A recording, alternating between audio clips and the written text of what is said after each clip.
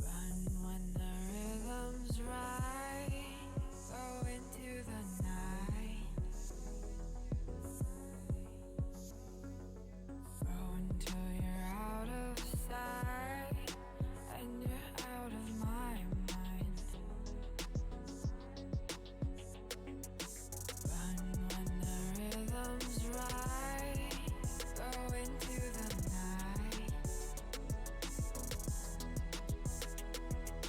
Floating as the river flows, easy as it goes to the ocean.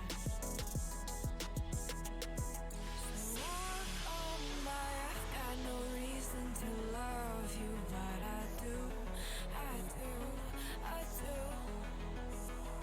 So walk on by, I've got no reason to love you, but I do, I do, I do. Show me colors of the sky, but all I see is gray. You lost me when you lied. Promise me, but you never try. Secrets in your eyes. You go and run, I'll hide. Show me colors of the sky, but all I see is gray. You lost me when you lied. I don't ever wanna be crowned, just another prize. It breaks my heart, heart. Breaks my heart, heart, heart, heart. Breaks my heart, heart, heart, heart. Breaks my heart, heart, heart. Breaks my heart.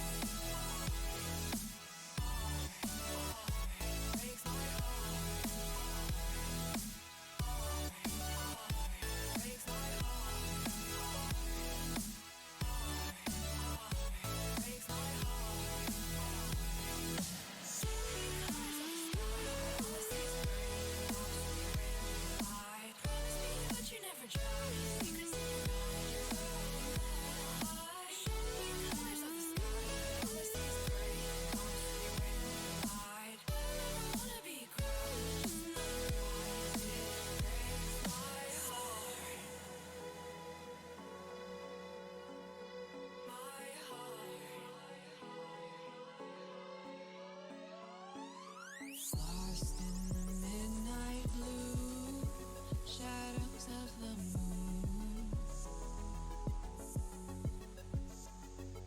Here with open arms for you, feeling something so new. Said with me you'd reach the sun. Oh, but we were so young. Love me till the summer's done, but keep me in your heart, so I hold on. So walk on by, I've got no reason to love you, but I do, I do, I do. So walk on by, I've got no reason to love you, but I do, I do, I do. Show me colors of the sky, but all I see is gray. You lost me when you lied. Promise me, but you never try. Secrets in your eyes. You go and run, I'll hide. Show me colors of the sky, but all I see is gray. You lost me when you lied. I don't ever wanna be crowned, just another prize. It breaks my heart. Colors of the sky, breaks my heart. All I see is colors of the sky, but all I see is colors of the sky. Colors of the sky, but all I see is colors of the sky. But all I see is colors of the sky.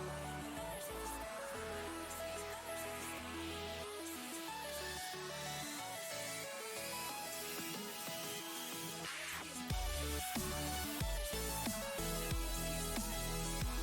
I see is colors of the sky. All I see is colors of the sky.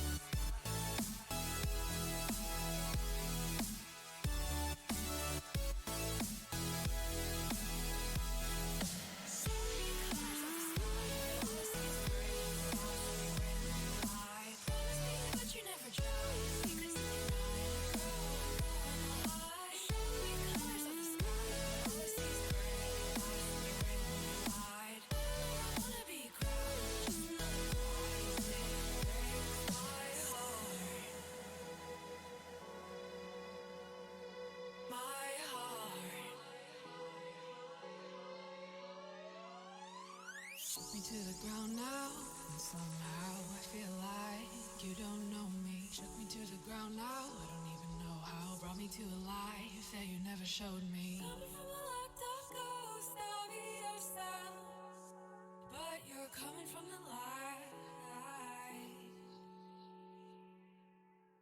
There's more to you than you ever thought there was. Yeah, you're coming from the light.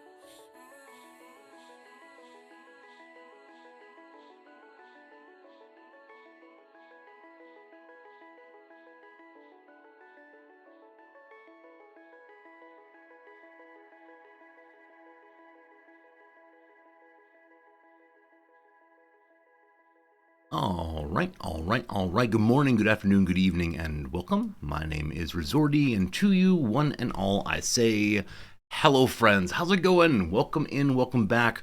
Hope things are good for you. I know for many of you, today is usually Football Friday, and that's the day when you say, no Resorty for me. But today we're trying something totally new and totally different. And I'm going to turn on the music for it, but I think it's very, very awful. Let me see, one second. It's fine. I think it's just this noise for a while. Dream, my friends. Consider the dream. Yeah, very, very peaceful opening music, or ominous, or something like that. Whichever way. Today we're playing a game called Bloodborne. That's not true. I keep doing that. When I say blood, I say born. Blood Bowl 3. I have not played or seen any of the Blood Bowl games ever. It was only earlier today that I learned that this game is set inside of the Warhammer universe. I thought it was just various kinds of orc things, or ogre things, or I don't know what things, like borrowed from Tolkien and so on. But no, apparently the game is actually part of the Warhammer universe, and that's just delightful. So I'm guessing many of you know a lot more about this game and its history and its strategy than I do. Like I said, I know absolutely nothing about it, and so we're going to stumble along, bumble along, and see what's what. You played the miniature game back in the early 2000s.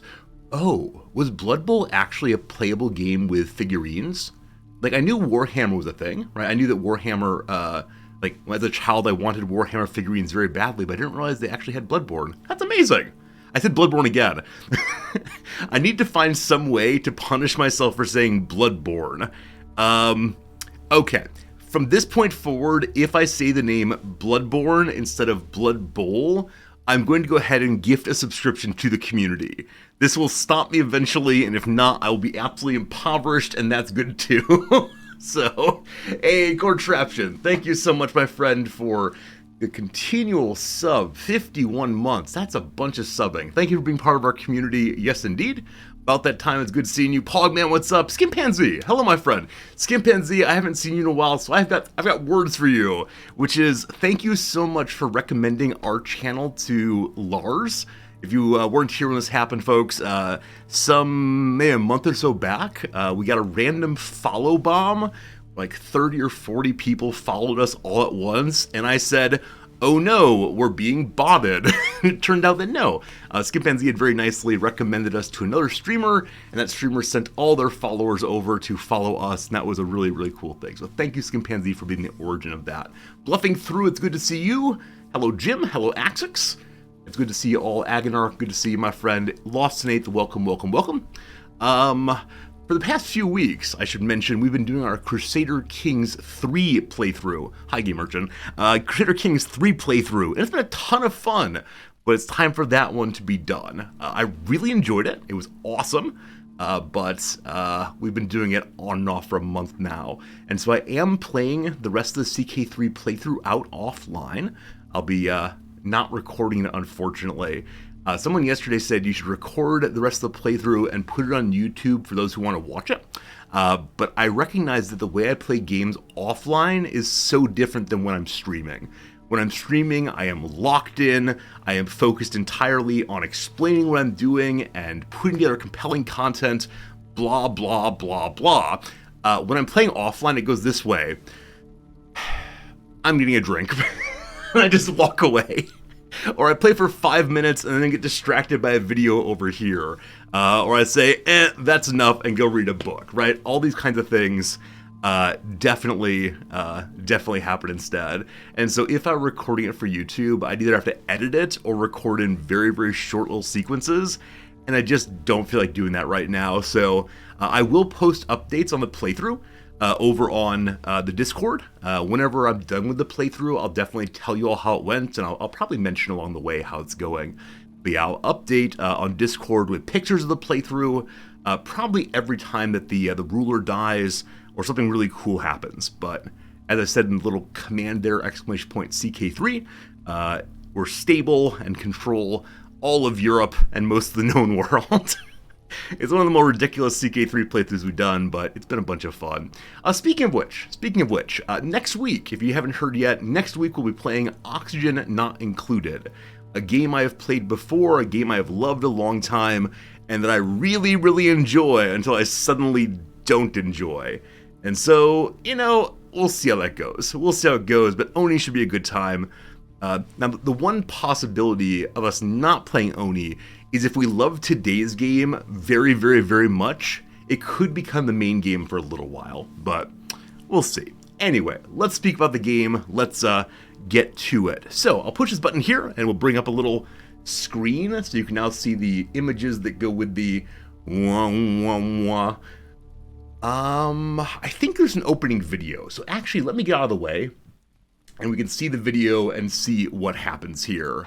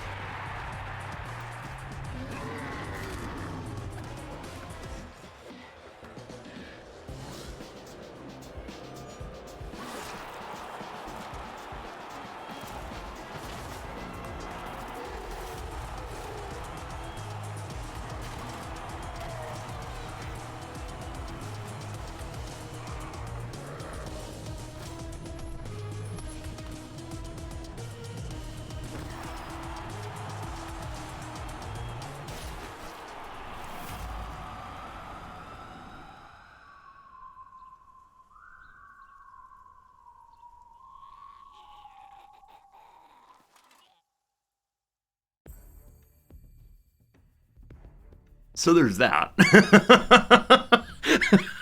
For a game called Blood Bowl, it sure does have a lot of blood. Love it, love it, love it, love it, love it. Usually I'm used to much shorter intro videos. That went on for quite a bit, and that was really, really cool. I'm thinking about, like, who do we want to play as? I saw a giant Minotaur guy. We saw some little humans playing fanfares. There was viscera everywhere. And, yeah, that's awesome. That's awesome. So yesterday I made a mistaken comment. This game is a sports game. I've been told by many of you that no, indeed, it is a strategy and violence game, and I look forward to seeing how it works. But I saw so many different kinds of characters there. I saw all those elves, I think, and these like goblin fellows. Like, what a great way to start the video, right? It's like little goblin. It's the Rudy. Like this little guy comes on the field. I'm gonna be a hero, and then nothing at all. So how cool? How cool? I see there's a little discussion about the bad reviews on this game. I've not read any of them so far. Yesterday in chat, someone said that the Blood Bowl community is outraged by this game, and I'm not part of that community. I'm just some guy who wants to play some games. So I'll talk about if I like it or don't like it. If it's terrible, we won't play it again, but I'm totally cool just giving it a shot and seeing what's what. Hello to you, Bad Beat Bill. This seems out of character. It might be. It might be. That said, I like strategy games. And this is a strategy game, so we'll see how that goes. Fears, it's good to see you. Welcome to Warhammer. Yeah, so I've read a ton of the lore of the Warhammer 40k. I find it absolutely fascinating, Horus Heresy and so on. I've read nothing at all about the old stuff, other than I was always charmed by little dwarves, especially in the miniatures at the game shop, right? These like cool tanks and these old people with tankards and so on. It was delightful. All right, can I just push this button to log in? Do I have to actually relog in? All right, pardon me. I'm gonna hide the video game. Boop. I suspect it does not show my password, but just in case. My account name was just Resorty, don't worry. And then there's this part. Did I type that right? I can show it. I did not type that right. Close. Okay, does that do it? Logging in, please wait. I think we're good. Okay, I do not know what the online features of this game are. I'm unsure if there's some particular reason to be online, if we'll get like epic rewards.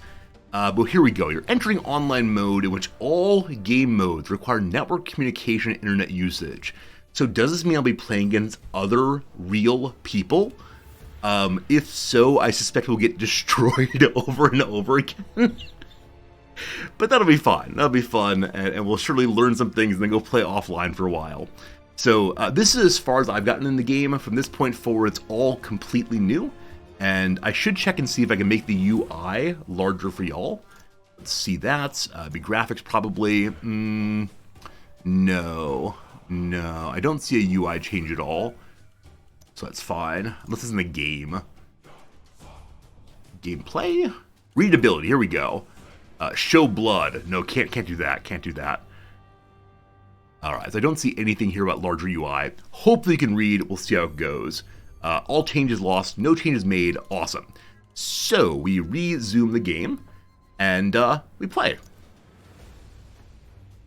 Welcome to Blood Bowl 3. To take your first step, start the first competition of the official campaign, The Outsiders. There you'll find all the tips to get a good start. If you're already familiar with the Blood Bowl universe, you can compete against an online opponent or challenge a friend in a hot seat game. Friends, if you get this game also, and I'm still playing it, we can definitely play against each other live on stream. Like, I'm totally cool with playing against people in the community for this one, I think. But don't go buy it just for that. I need to learn how the game is played first. Also, am I allowed to change my little icon here? I mean, it's a nice man in a nice hat, but I don't have a hat on. Alright, so we want to try the Outsiders campaign. I'm guessing that's this fellow? We'll see. Can I change his image? Teams created. Alright, this is a lock thing? Unlink account using BB3 website. I'm guessing that means if I don't want it to connect to my username anymore, or my email. Oh gosh, this brought up this Steam browser. No. Don't need friends? Of course not. Alright, I don't think I can change this yet, maybe later. As I said previously, this thing here, the 1000 special green cubes, concerns me a little bit. I'll be looking forward to seeing how they're spent. Okay. So, are we unlocking actual, like, playable characters? Or is this just a headpiece? I think these are just, like, customizables.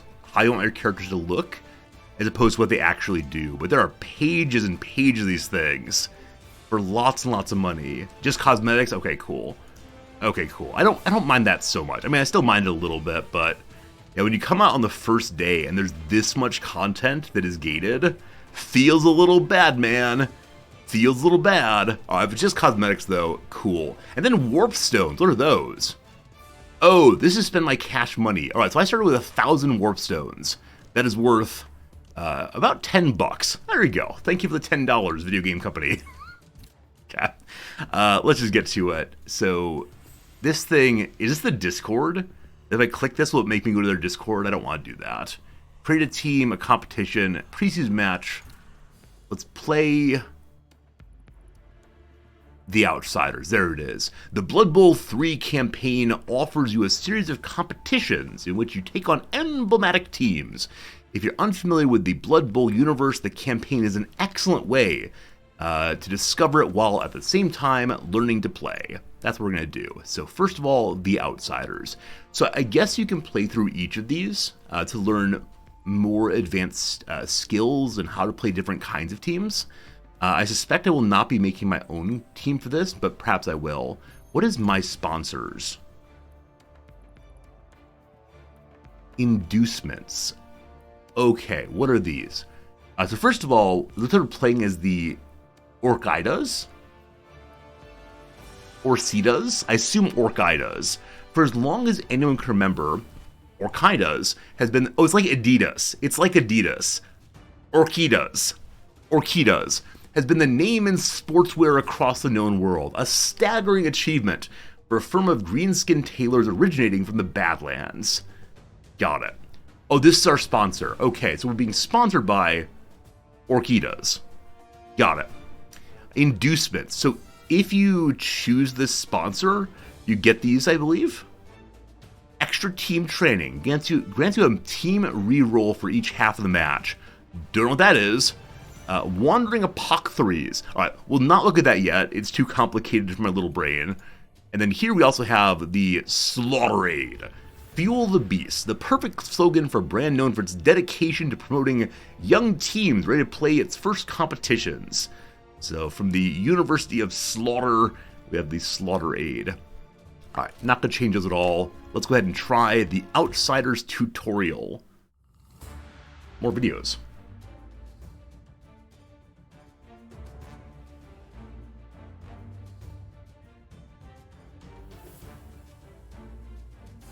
Oh, 6 of the most influential brands of the old world decide to host an extraordinary tournament, the Clash of Sponsors. The best teams answered the call for a tournament which will mark the history of Blood Bowl.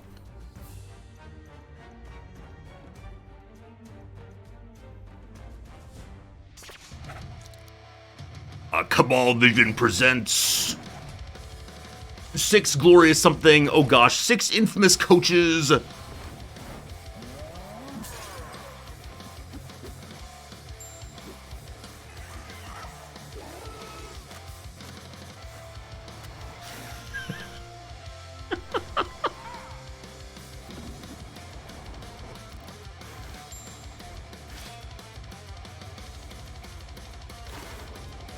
Clash of Sponsors.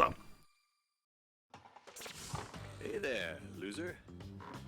You really thought that Blood Bowl was just about spilling blood and wrenching balls? You're in the big leagues now.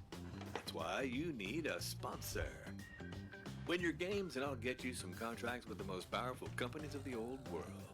Remember, with big money comes big trickery. Okay, so there's that. Like I said, the videos in this game are absolutely amazing. I am delighted by every single one of them, and I feel like that one should have been voiced over, because it had the text at the top and the text at the bottom, and usually the text at the bottom only shows up for here is voiceover. Anyway, I will submit my demo reel at once to the company and say, like, let me read your broadcast statements. Bold Viking, thank you very much for the raid host. How's it going? What were you playing today? Hello to you, Rayclaw. Welcome, welcome, welcome. We are just getting started our Blood Bowl playthrough. so we had to complete a series of 3 introductory matches to unlock access to campaign competitions for my own team. So it looks like in the Old World Alliance, there are 4 balls or something. Hey, Pepper, good to see you. I almost messaged you today, make sure you're okay. Good to see you, Pepper, really. Hey, Klaus, how's it going? All right, we'll just start here and figure out what's going on. Here comes the buttons. And now your host, or guide us, is proud to present the first coach of the Clash of Sponsors.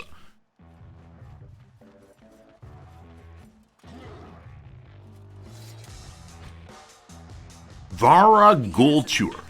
Victory and fresh ghouls. Meet former captain of the Gouged Iron star player, Varag Ghoulchewer. Varag is a tactical player, which is rare for an orc. Makes him really dangerous. He kept his team on top of the league for 6 straight seasons. Today, Varag is the coach of the outsiders. I can't wait to see what will ooze out of that vicious mind.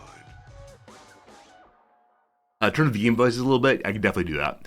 Yeah, this game has really inconsistent sounds from page to page, but I can change the sounds in a second here. Game mode super quiet. Okay. The Withenland commoners are stepping onto the pit. They're a loose alliance of charming ruffians from a variety of races, united by their love of inflicting pain on others. Tough lads who know how to handle themselves.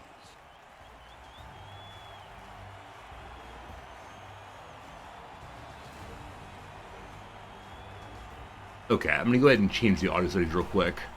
Which team's our team? I have no idea yet. Looks like we're the red ones nearby. So let me change the volume settings though so we can hear all the good stuff. I have a audio filter here. I've intentionally capped the volume level because in CK3, the Viking war music is so loud that it pops over me in a big way. Alright, so we want to change this. We'll make it a little bit louder. Over here. Up to -30. Cool. And I'll change the in-game settings also. Sound settings. Main volume up. Hear that noise. Then voices up. Cinemax up. More power, more blood, more music. We'll see how that goes. Very good. Hello, Klaus. How's it going, my friend? Another person in channel named Klaus. Can you believe it? Alright. Blood Bowl welcomes you. This tutorial explains the rudiments of the game. Get ready to break some jaws. So 2 characters down here. Estine Bad Penny suffers prone. So too does Walhalla Pustules. So some people start the game asleep. Why would you do that? Why are you Are you wearing a cooking pot on your head? This person has been out drinking late, and that's what's going on now. We can zoom in and out. That's pretty cool. But yeah, that person is clearly having a little nap mid-match. No good, no good. All right. Kid, listen to me. I'm going to teach you the tricks of the trade. The aim of the game is simple. Score touchdowns by taking the ball into the opposition end zone. The team with the most touchdowns at the end of the match is declared the winner. Cool. This competition is sponsored by Orchidas. Let's hope it's better put together than their pants.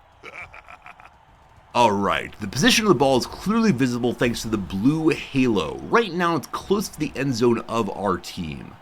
Okay, so no one needs to be carrying the ball. It's not a dead ball on the ground. Good to know. Hey, Bold Viking, welcome back. We're just getting started. I know nothing about this game. But how was your Factorio stream, friend? Good seeing you for sure. Alright. Here's how we move the camera. Thanks to Cabal Vision. I was reading. I was reading. That's not all, Jim. They're also the ones with the biggest sizes. Alright. My stuff from there. That explains several things. I may need to turn off the in-game commentary because I can't talk when people are talking. Excellent. Sometimes you need to look at the situation from another point of view. Q and E is how we change our camera angle. Cool. Now you've acquired the basics, this game isn't going to be won without my involvement. Select the player close to the ball by moving your cursor to his square and then performing a left click. This person's name is Masone, the Tenderness of Cathay. They're listed as being a thrower. They have some pretty cool looking wings on their helmets. Yeah. And what that means, like, goes super fast, like Hermes the Messenger. And on the left side, we see various stats. MA of 6, don't know what that is. A strength, I assume, of 3. Agility of 3+. PA, passing accuracy maybe. An average 9+. And there's 2 little blue things there. I don't know if I can see right now. Oh, here we go. Blue thing number 1 is called Sure Hands. This player can re-roll a pickup test. Moreover, the strip ball skill cannot be used against this player. Second, pass. This player can re-roll a failed passing ability test on a pass action. So if they fail to pass, they go again. And if they don't pick up the ball correctly, they can try again also. We'll see. Now perform the left click on a square adjacent to the ball in order to plan a move. Planning allows you to prepare a series of actions we call declaration. MA is movement allowance. Thank you, appreciate that. Alright, I wish to declare my move. Your move action's planned. Tell my player to execute the declaration. If I have to use the word declaration regularly, you're going to be hearing sections of the Declaration of Independence, I guarantee. Alright, so we push the space bar or click go. From now on, you cannot interrupt the declaration. He tries to secure the vault. Okay, so he just stepped forward 1 step. There's pointing now at the movement allowance. Some stride. The movement allowance MA characteristic indicates the number of squares a player can move. It's shown on the profile of the selected player. So, will I need to move step by step by step with every single character out here? Or can I declare, for example, move from this spot to this spot in a move like a knight would make? No? Okay. It's just teach me how to take a step. You don't have to do that with every character, thank goodness. Alright, so we have 6 movement allowance, good to know. Continue the turn by planning a move action of the player onto the square with the ball.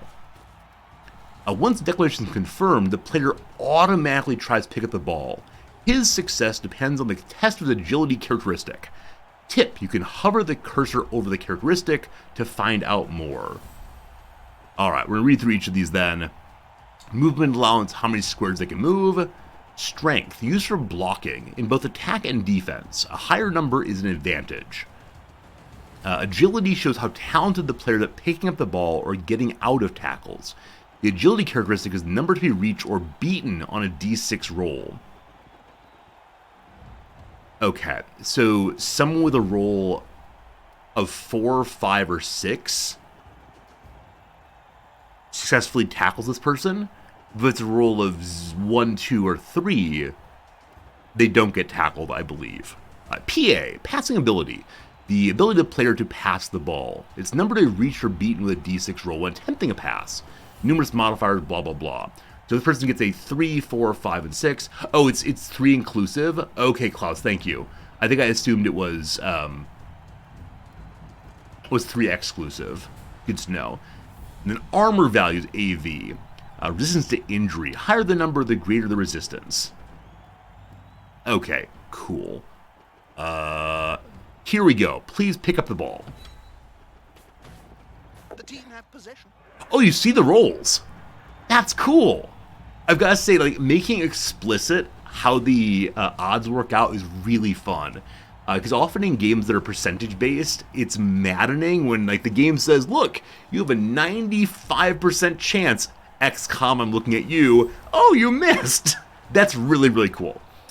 In Blood Bowl, most actions are resolved by dice rolls, using a random generator that's been certified as beyond reproach by the NAF, National Native. Okay. On a 6-sided die, a natural roll. Look here, video game. Dice. Dice. A natural roll of 6 means automatic success, while a natural of 1 means automatic failure. Okay, good to know that. You thus have at least 1 chance in 6 of succeeding at an almost impossible action, and the same chance of failing the most trivial of actions.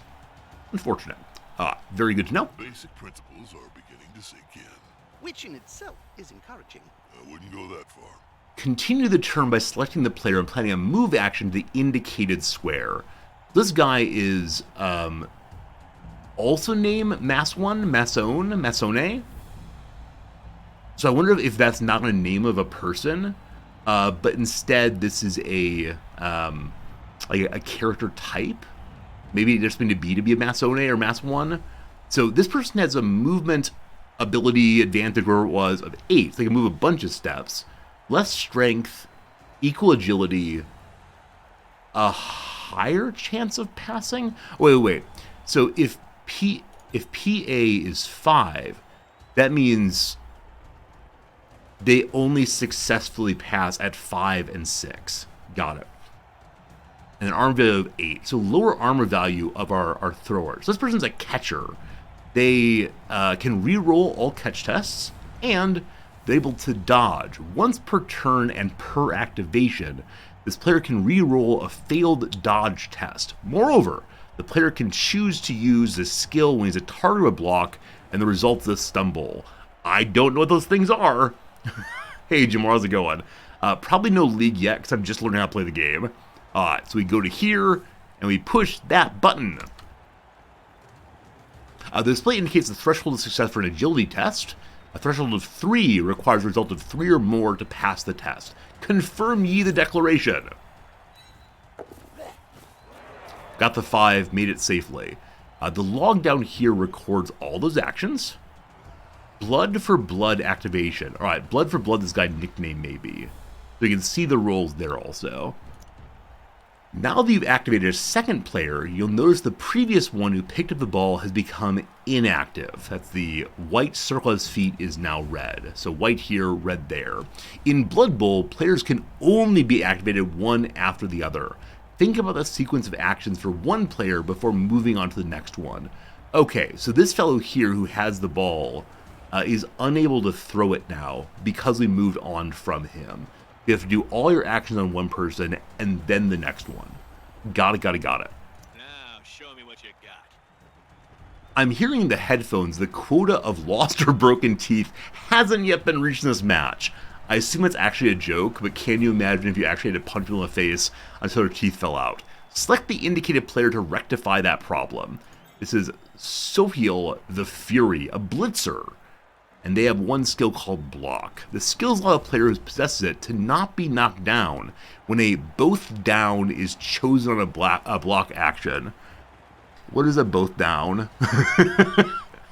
To plan a block against a player, select the latter a second time with your click. Your player must be adjacent to his target at the start of your turn.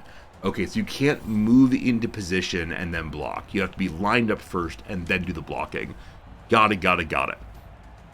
Okay. So this is Walhalla, or Walha, Liber Necris, Book of the Dead. Old World Human Blitzer. So human on human action. This player has one other stat I've not seen before. This thing is called... I can't mouse over it right now, but it's Angry Face Down. During a block, we compare the strength of both players. So they're 3 versus 3. If the values are equal, then only one dice is rolled.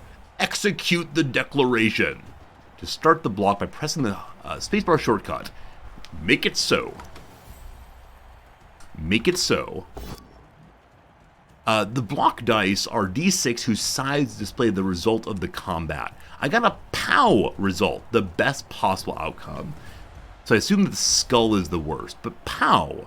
The target of block action is pushed back before being knocked down. So will this person move to this spot and then fall over? Select the dice. Oh, you can choose which way they go. Oh. So pushing them away from the play seems good, yeah? Let's try that. What do you think about what just happened, Bob? Oh, it's not that bad. Who needs to learn the rules anyway? Nuffle seems to have other plans for me. Make sure I've read the instruction before activating a player.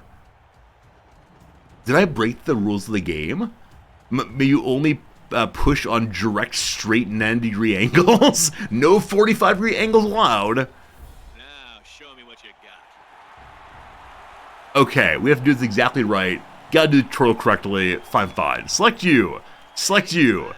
Okay. Go. Pow. Got it. And so I think we have to push straight through. Yes. Very good, very good. Alright. A player can follow up an opponent he's pushed back. This keeps him in his tackle zone. Follow up. This is the follow-up button. The move has no cost. The player does not make a rush or dodge, and it does not count as having used an MA. So you can move one step for free, no MA consumption. So we're pushing into the opponent's territory. Go, go, go. Another player on the ground. The coach will be spitting teeth about this. That was amazing. That's legal? What's not legal in this game? Nice blow. Are those his teeth over on the pitch? The block ends the activation of the player for this turn. You can no longer move this player after his action until next turn. Alright, so the opponent had an armor value 9+ equals failure. Because they got a 6. So I'm suspecting it's the case that gosh. I think if an armor value does succeed, then maybe the knockover fails. I'm not quite sure how that works. Nonetheless, down they go. I have no remaining player who can be activated during this turn. When this happens, go to the next turn by using is that enter or backspace maybe? Or we're making a left click on this button here. Challenge completed. Hey, look at that, friends. We managed to pull off learning how to move characters and make a block. Here comes the next one. Hey, Frosty Medic, how's it going? I'm not playing CK3, that's true. What are the tenets of my modified religion? Oh gosh. Mendicant priests, human sacrifice, and maintain whatever the invasion one is. There you go, hope that helps. Action wheel and superior strength. Following a short ellipses, that's funny, let's see how the match has advanced. The current situation will allow us to learn more about the block action and its effects. To begin, select the designated player who is close to the opposition's pipsqueak. Does that just mean a small person in general, or is this called a pipsqueak? Oh, it's a halfling. That's so sad. I see that halfling has a tremendous number of, are they traits? Is that the word for it? Alright, so select you. The action wheel allows you to choose from all actions available to the player, as well as to carry out special actions linked to skills. They're called skills, not traits. We can also check the details of each action. Open the wheel by holding down left mouse, and then select block by moving the mouse over. So there, and we can do foul. Allow the player to hit a prone opposition player, usable after a declaration of a foul. Stand up, get up again. Do the blocking. Handoff allows the ball to be given to a teammate that's an adjacent square, usable after a declaration of a handoff. Oh, okay, so declaration again is me saying, I want to do this. So I have to declare a foul and then do the foul? Maybe. And then move, and then jump over, and allows an attempt to jump over a square occupied by a prone player. Cool. Alright, we were told to do the block, I believe, against you, little buddy. He has less strength, so that should be very, very good. Oh, you can move between declaration and execution? Awesome, Clouds, thank you. He's a coach who keeps a tight grip. An ex-slave who whips his players. Real textbook case. Okay, so if you have higher strength, you get 2 dice instead of 1 die. Superior strength allows 2 blocks, twice the chance to get a favorable result. So, twice the chance to get a favorable result. I wonder what happens if the dice are different. Like, does the better one resolve in your favor? You get to pick one. Oh, you get to choose which outcome you want. Cool. Let's do it then. They've got the advantage, Whammo. but there is no sure thing in blood, though. It would seem you don't have what it takes to flatten your opponent, so we didn't get the POW this time. Be careful. The dice with the skull is called player down, a result you don't want. Alright, so in attempting to block, you can fall over. It's the same thing as a 1 on the d6. Okay. The best choice here is the dice with the arrow icon. It's called pushback. Alright, so instead of knocking down, you can just shove the person. As for POW result, you must choose destination square. Decide whether the player will follow up. Okay, so push. And I think they're saying I'm supposed to do this one. And does it make sense to follow up? I guess it does. They don't quite know how to think about this yet. I wonder, will it be the case that this fellow will then like shove my guy in response? Well, we'll see. Follow up. Let's go, let's go. Each season, the new Orchidass collection brings joy and poverty to the followers of fashion. Some people only watch the Chaos Cup to see the new styles. I have a player adjacent to the opposition ball carrier. There you go. Plan a block action on the ladder in the way that I wish. Okay, so you, my friend, want to block him. We have one roll. We get POW! Oh, so we can knock him over. And we can choose any way we want to. Let's push him away from the action. And if we don't follow up, we just stay put instead. I guess the advantage of follow up is then you can block again the next round because you're immediately adjacent. Though I guess he gets a turn between our current move and the next move. But if he's knocked over, he has to stand up. I wonder if that consumes his whole turn. Good knockback. The ball carrier has bitten the dust. When the carrier is knocked down, he automatically fumbles the ball, which rebounds into one of the adjacent squares. I think we got very lucky slash tutorialed to have the ball drop right there. Let's leap forward in time to put into practice what we've learned up till now. 2 tutorials down, many, many more to go. Give the people what they want. Who is this? We have an ogre. Goroth Fatal Breath. Now is the time to usually learn to win the match. The name of the Usingen Rookies team. Select ye the ogre and plan a block action on that ridiculous old world halfling that's adjacent to him. Oh, this is not going to go terribly well for little guy. Alright, I didn't even know there was someone hiding behind him. Oh, poor buddy. Okay, enormous strength advantage. We have 5 versus a 2. Love it. We get 3 dice. Here we go. Will the big one manage to lay out an opponent of half his strength? Usually learn to make the best choice. Boom pow. Boom pow. Boom pow. Perfect. Now I no longer fall into the trap of the annoying player down skull. All part of the learning process. Hey, Architect, thank you so much for the ongoing tier 3 sub. I really appreciate it. Hope you're having a good day, my friend. And yeah, we're playing a sports ball and dice game. Should be a lot of fun. So I want to go with him. This also puts us... Poor little buddy. If I had a gold crown for every player I've seen lying on the field during my career, well, I could start my own team. So... You only need 1,000,000 gold, right? Thank you. Does this count as adjacency for moves in the future? Or does adjacency only function on the 4 immediately around? Like, if we were in this position at the start of a turn, could we then block this guy?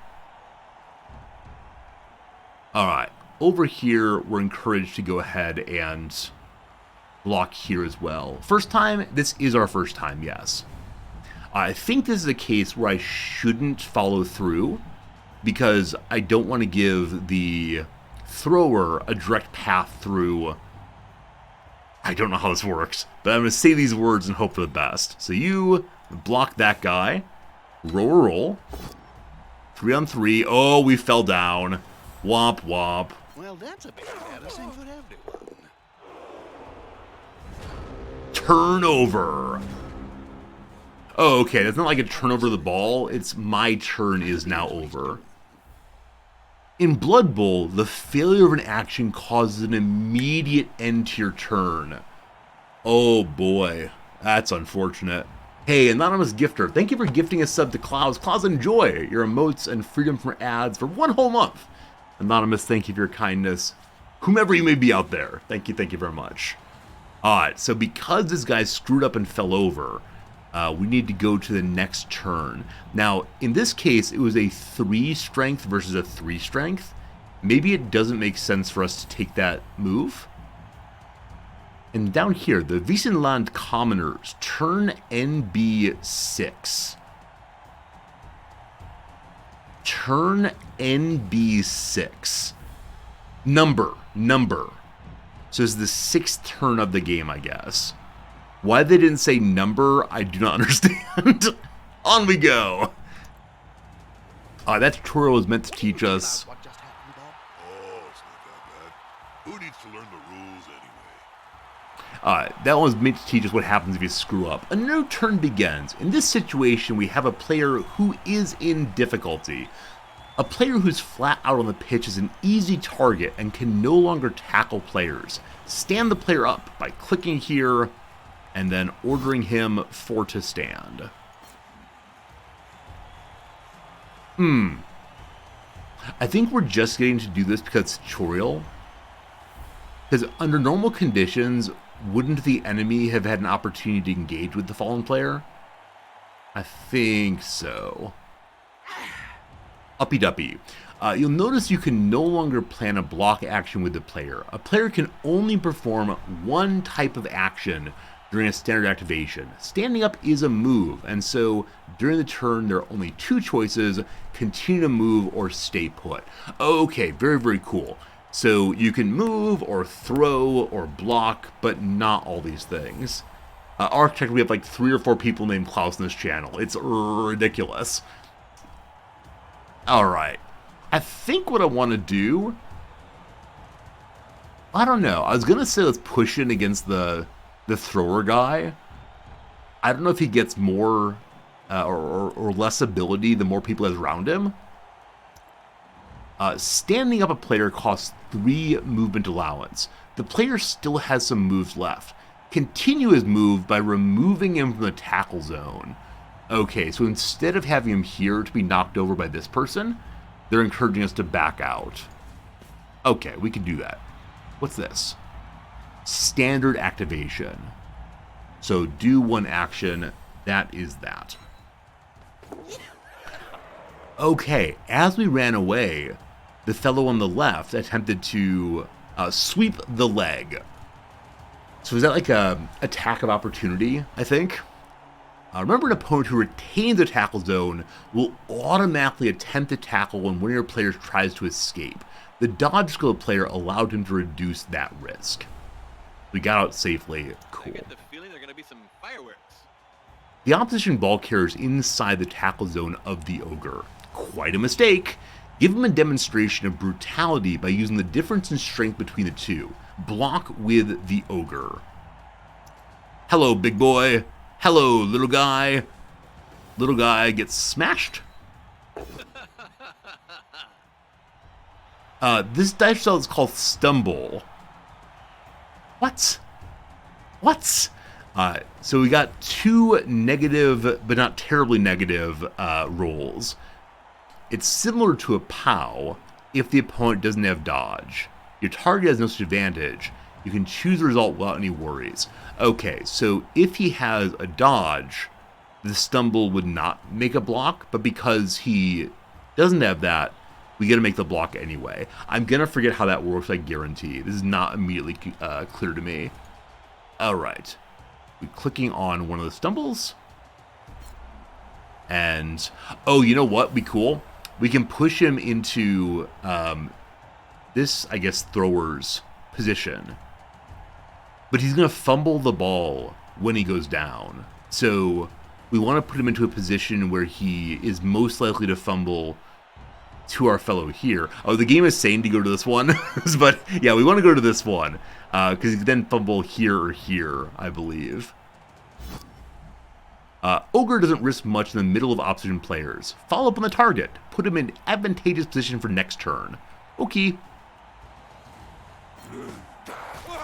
Ogre smash. It's a little short.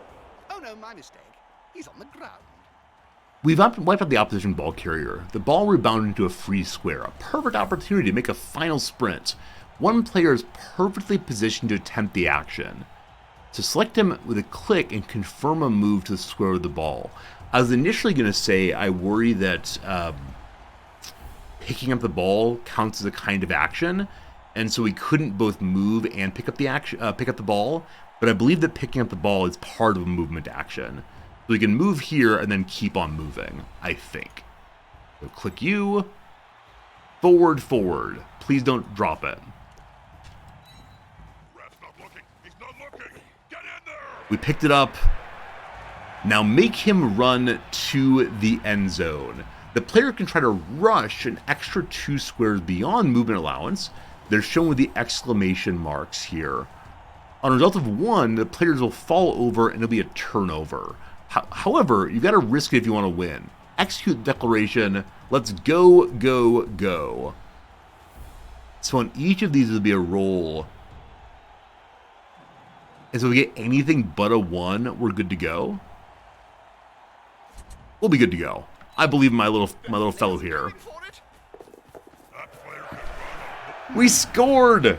We scored! With a last-minute lunge, that could easily have ended in disaster. Oh, I'm getting a little seasick spinning around like that. Oh, look at the celebration! Go fight win!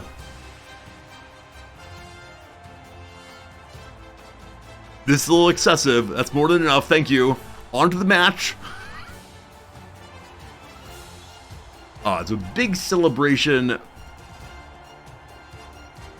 People are dancing with hogs' heads. The way you think. Alright. Touchdown! Congratulations on the victory. So I wonder if 1-0 is enough to win, or if we need more. I've displayed my mastery of Blood Bowl basics by allowing the rookie team to win their first match. Okay. I see here that there are actually rules. You must have 11 players. On the line of scrimmage, you must have at least 3, and you must have fewer than 2 players or fewer in the wide zones. Good to know. Good to know. Okay. Mission accomplished on the first match of the Old World Alliance. Next up is Chaos's Chosen. And there's 4 steps in this one too. You can't score field goals, so 1 would be enough. Okay, good to know. No field goals. Is it even a match? Big red guy comes marching in. Orcs on the way. Ooh, an even bigger guy.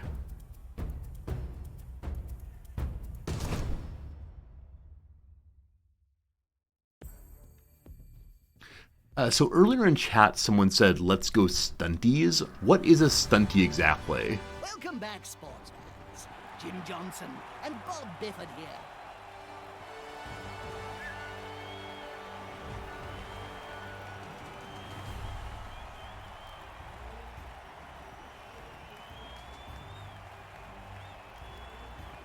Stunties are dwarves or halflings? Okay. So just smaller things in general are stunties. Is this a name used by the larger evil characters? I don't know if there's good and evil in this game, but like the nasty greenskin fellows. Like, is anyone noble and good in this game? Is it fun to play the noble and good team, or is that a sure path to losing matches here? Declaration of a Blitz. Welcome to the second Blood Bowl match with the Usingen, USS Ingen, rookies team. We'll explore some advanced concepts so you'll shine during the Cabal Knight Blood Bowl. We'll now take a look at some less commonplace declarations. They're limited in the number of uses per turn, but they're handy in order to perform a series of actions during a single activation of a player. Choose ye this player. Click on this player. What are you? It looks similar to a Minotaur. Oh, it's a Beastman. Wow, are Beastmen sufficiently intelligent to play games? Okay, so the Blitz appears to be both a movement and a block, is that right? A Blitz declaration, usable once per turn, allows you to combine a move action with a block action. Once the Blitz declaration is planned, execute it with spacebar. I kind of sort of wonder when the best time to use this move is. For right now, I understand it's just the game says do it, so I do it. But I can imagine holding onto my Blitz too long for fear of misusing it. That's a good choice for this play. Okay, so my character has a storm cloud. I wonder what that means. I wonder if it just means I am blitzing. We got the POW, we got the big hit.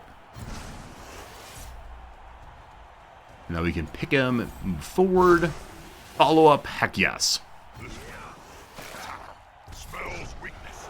So it seems the human people consistently do kicking. Well done! Note that the player can still perform an action after the block. The Blitz declaration allows a move before as well as after the block. Make the most of the activation by positioning the player on the indicated square. So step back towards the middle of the field. So, Varag, what have you got to tell us about this team?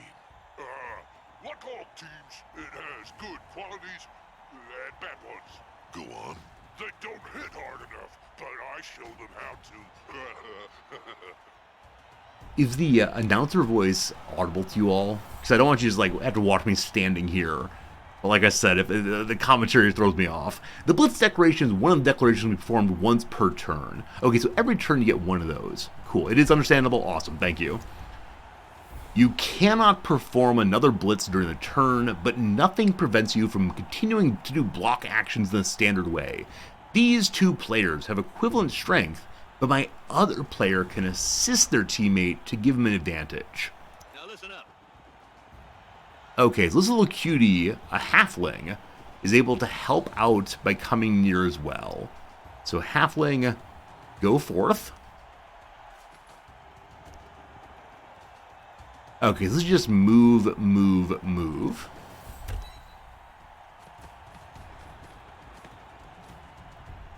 As long as he's not marked.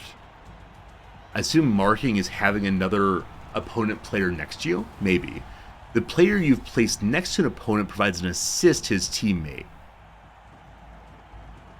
I don't know what marked means. Because I would think that marked means has a player adjacent, but in this case, they do have a player adjacent. So maybe it's a... there's no one adjacent who is not the target of the move. This person counts not as a mark, but instead of marquee. Anyway, assist provides one additional strength, so my player can now roll 2 block dice. So previously it was 3 strength versus 3 strength. Now it's 4 strength against 3 strength. Cool, so I assist on you, and block to here, and go. The attacker has an assist. Okay, so despite the fact that they had the assist, we got 2 negative outcomes. Player down means that only my player's down. Both down means that both players knocked down. Best option, and twice the blood. So this is a combination of the POW and the skull.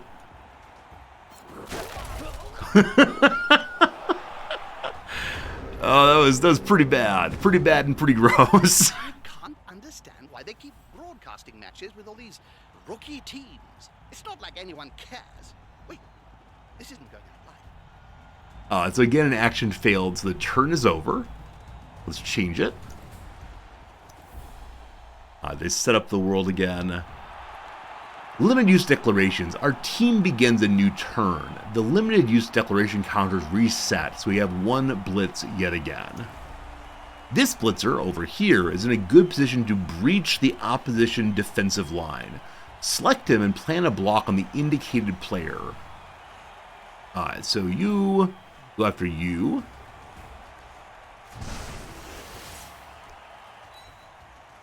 And we get this time.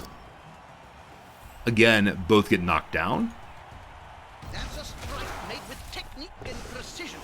It's not always about Your sheer player was not knocked down. The block skill prevents being knocked down in the case of both down. Okay, so this little thing over here, which I can't highlight, I guess is the block skill. So what should have been a knockdown for both, instead only knocked down one. Cool. So it's better to have blitzers who have this skill. Okay. Good job standing up. Each time players knocked down, an armor value roll is made against him. If the roll is successful, the armor value is broken and the player can be injured. The L log, see down here, at the bottom left of the screen, details what just happened. The armor value of the player is 9, and the armor value roll is 10. The armor value is broken.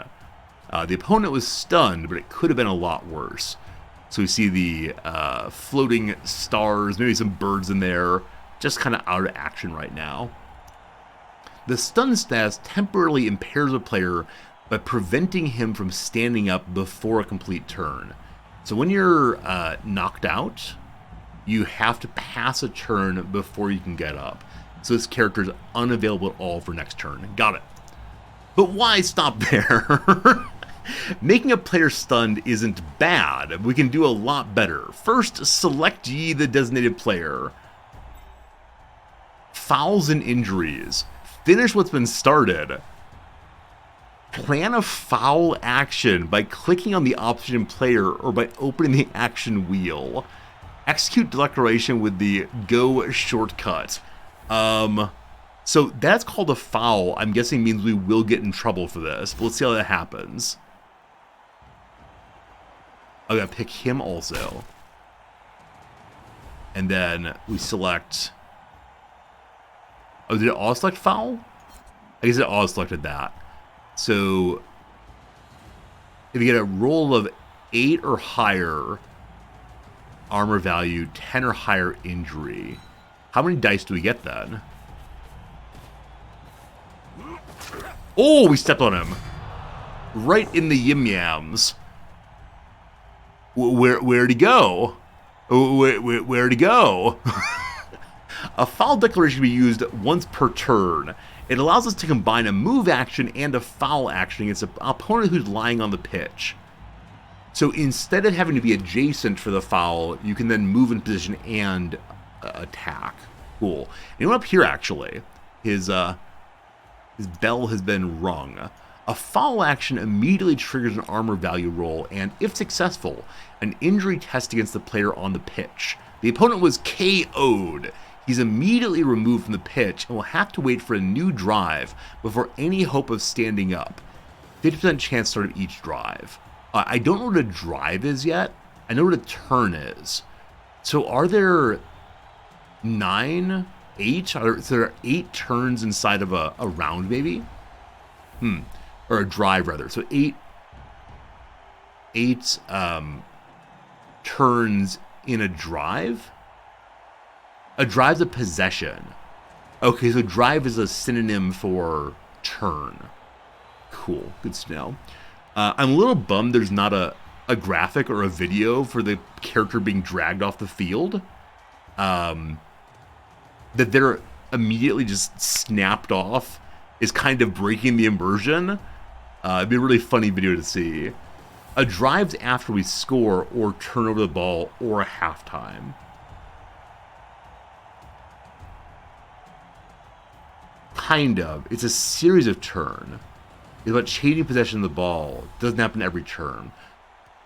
Okay, so if at the end of a play, our character drops the ball, and then the opponent picks it up, that becomes their drive. Difference between turnover and losing the ball. Yeah, I keep thinking of the football usage of turnover, where it means the ball's gone to the opposing side. I realize that turnover just means your turn is over. Got it. All right, we're learning the strategery one step at a time. I do enjoy the feeling of learning, but I realize there's a whole bunch of stuff going on in here that I'm not quite sure I can externalize yet. Assist and being sent off. Now, let's move to the secret of a successful foul. Move a few players around the chosen blocker who's lying on the pitch. Make sure my players aren't being marked once they're there. Reminder, this is useful, they should have told me this earlier. Being ye marked means being inside the tackle zone of an opponent. But when we learned about assisting over here, that halfling moved into the tackle zone of the opponent, but he wasn't marked. Begin with the indicated player before moving the others around. So you come first. You go here. Go. I think he's going to make him suffer. And then you go there also. So I'm guessing we're blocking some character's view of this person being fouled, but I don't see where the referee is. May have just missed them so far. Can we zoom out and see? Yeah, I'm not sure. We'll find out eventually, I'm sure. Player down and surrounded by the opposing team. This isn't going to... Okay, so more and more people go there. Okay, now plan a foul declaration with the halfling hopeful. So which one of these is actually the foul?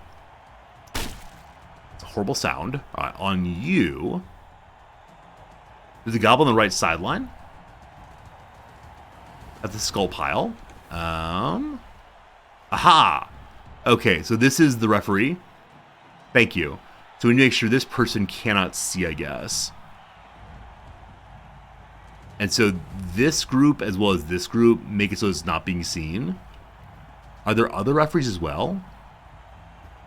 It's just that one guy. Alright, we'll learn about line of sight eventually. Alright, so we go there with just push button. I can't understand why they keep broadcasting matches with all these rookie teams. It's not like anyone cares. Wait, this isn't going out live. Okay, I did something wrong. Wrong button's pushed. To the top.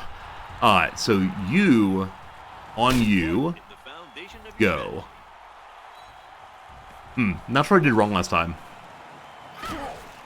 Death!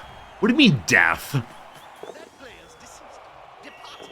Okay, so a referee did see that. Terminated. No longer of this world. Dead. Dead. Dead. So what is the penalty for, killing someone? The referee knows something. A foul carries the risk of your player being caught in the act. Fortunately, the argue the call option brings in the coach, who has a small chance of dissuading referee from sending off the player.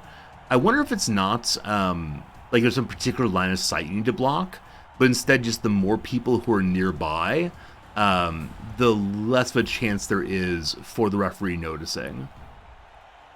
Okay, we can argue the call or do nothing. If you argue the call, on a d6, result of 1, you may no longer argue and must apply a -1 modifier when rolling for brilliant coaching. 2 to 5, the player will be sent off, turnovers caused. Result of 6, it's caused, but the player that committed the foul is not sent off. So you want the 6, you don't want the 1, and 2 to 5 is expected. Got it. More people assist, the better chance to be lethal.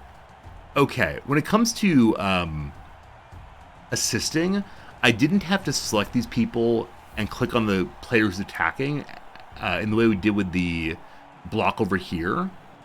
So is assisting here just standing adjacently? We argue that call. You're lucky! Was sent off, Jim. Yes, Bob. But I think the referee just changed his decision. The player will not be sent off. The opposition player won't be setting foot on the pitch in the near future. The foul action broke his armor value, and the injury roll led to a casualty roll, meaning a serious injury for the opposition player. We can see it in the log. So, injury plus casualty, 16 equals dead. The person suffers dead. We got the 6 on the roll, and so succeeded, and so the argument was successful that that was the fault of the down player, who was complicit in his own death. Well, that's fine. Hey, Volo. All right. We now know how to sneakily step on people. Knocked out or injured player are placed in the dugout of their team.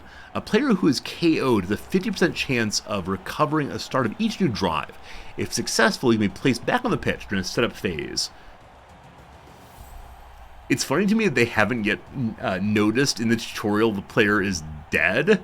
I suspect that a dead player does not have a chance of recovering.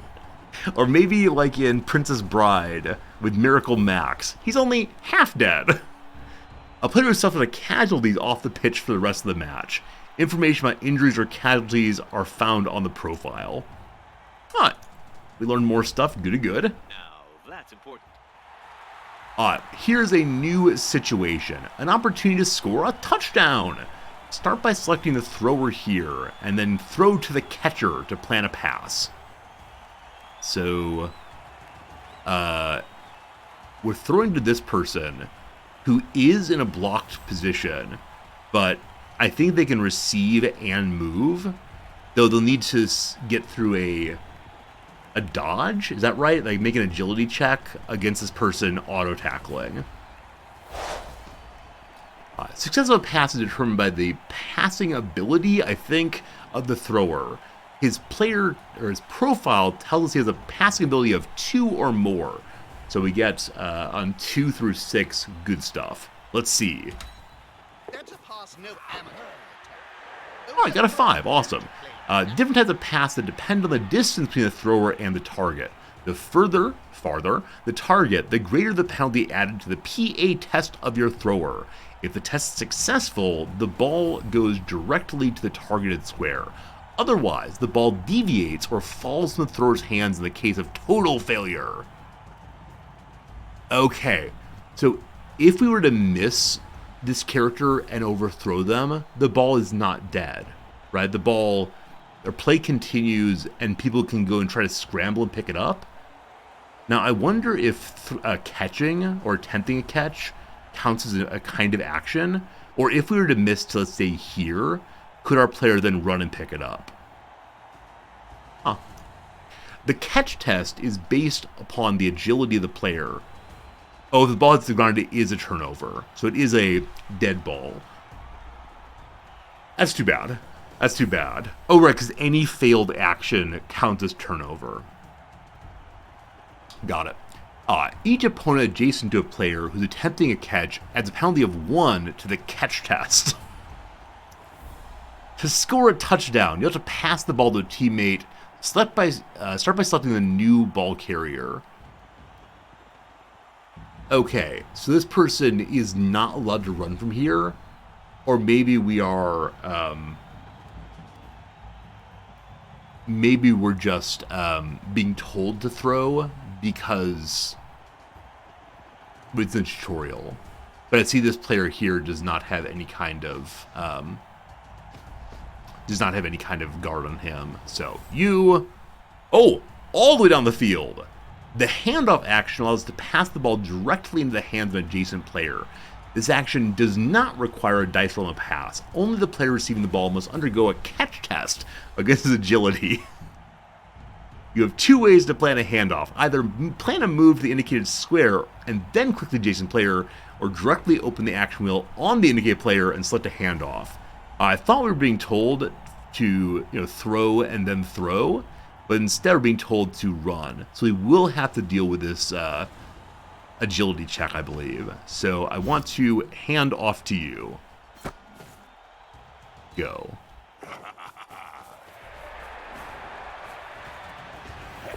Hey, good job, good job. So I'm a little bit surprised that the camera moved so quickly that we didn't see the actual roll here. We did succeed. I probably need to stay a little bit more zoomed out so we can see all the rolls. Receiving players close to the opposition end zone. Confirm a movement into it to order a scored touchdown. This time we're not rushing. Very, very cool. Here we go. Here we are rushing. Are we rushing? So, This person has an MA of 8. 1, 2, 3, 4, 5, 6, 7. I wonder why this section here is marked with the scary exclamation point. I thought that meant you were rushing there. Well, we'll see what happens. No idea. No idea. We scored!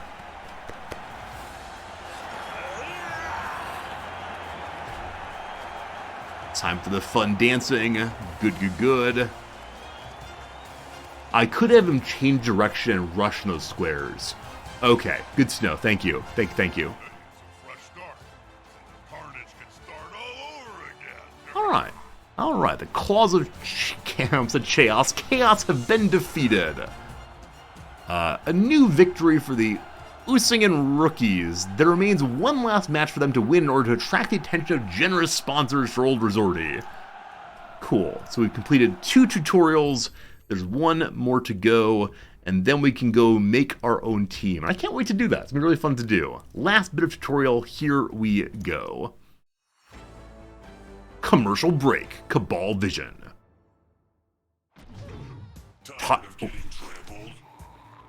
Dreaming of the big guy silhouette? Run faster, you runts! I'm Varagul Chewer! I'm Lord Borak. We at Oculus have developed a personalized training program for weak scumbags like you. Oh, We'll be boy. out there crushing orcs in only 4 weeks. Join Fitness Club Oculus and finally become the big guy of the match. Oh boy, are you a weakling weighing 97 pounds? Then Charles Atlas has got news for you. The match is starting up again for the final chapter in this competition. Everything will be decided now. So many cheering fans. Everybody loves it. I gotta say the arenas look very, very cool. Oh boy, everyone's a little bit knocked down already in the mid-match here. Barra Goal Chewer. Oh, Ghoul Chewer. Probably choose goals also. So do we have a named character this time? Like a special character? He's missing an eye, it seems. Cool. Hey Flopso, do we choose the team name? Not in the tutorial. I believe we ultimately will choose our name. I can't wait for that. But yeah, for right now, it's just a name of the tutorial team. Welcome to the 3rd match in a charge of the Usingen rookies. We're looking at some special actions as well as the use of And skills. Varag is walking onto the pitch to, well, to attack the opposing team's players. Yeah, it's either that or beat up his own players. Okay, I think That he can be magnanimous when he wants. that Varag is on the opposition team. Is that true? Maybe not. Who is Varag and where did he go? Huh. I thought he was a red character.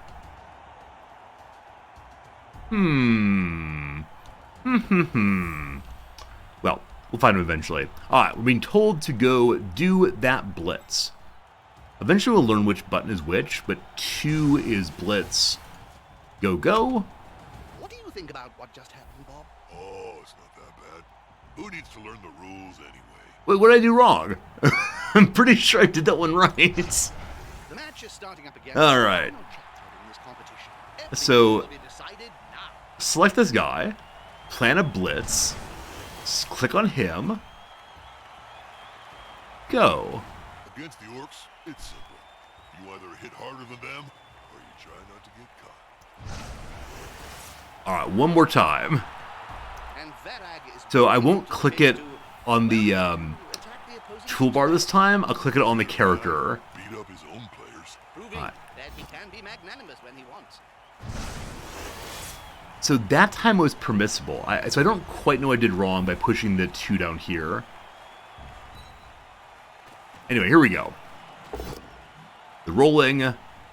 We should... Oh, I possess a team reroll that allows me to reroll all of my dice. Select the team reroll option at the bottom of the reaction wheel. So I appear to have 2 of these over the course of the game. Rerolls cannot be used to reroll armor value, injury, and casualty rolls. This time we got double POW. We choose a POW. We push this way. We follow through. It's over the course of a half. All right, thank you. Good knockdown. He's knocked out for a round. Good, good, good, good. Select this player over here and plan a block action on the microbe standing next to him. This fellow here, I guess. Oh, our first time seeing a goblin. Walkie Walkie the Green Missile. So goblins seem to have... I don't know what's good about goblins. He has one SPP. I don't know what an SPP is yet. Maybe we'll learn right now. Select you. Select you. Ghoul Chewer is almost part of Blood Bowl royalty. Let me think now. He's been with the Couch Die since 2475.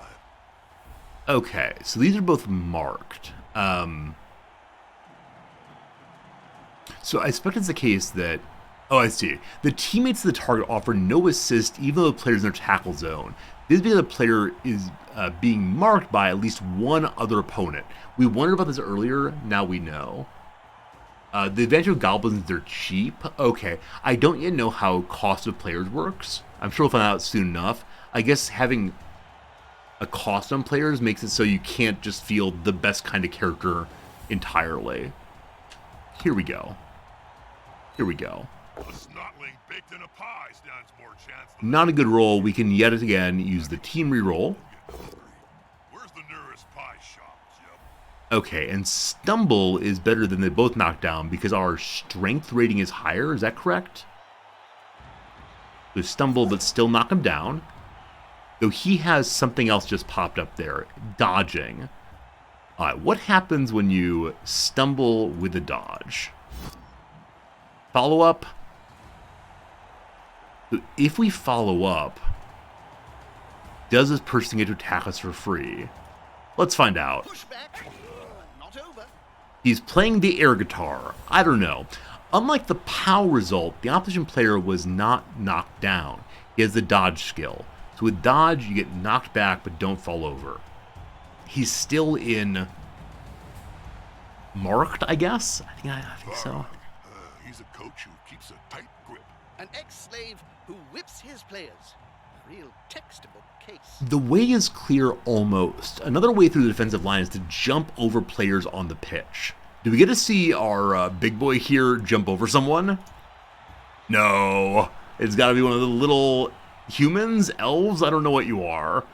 So select the indicated player, place him next to the opposition player who's lying on the pitch. Jumping is also a move action.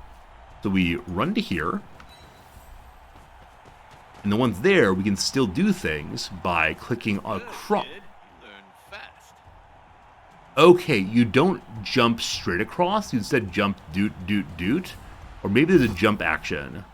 There it is.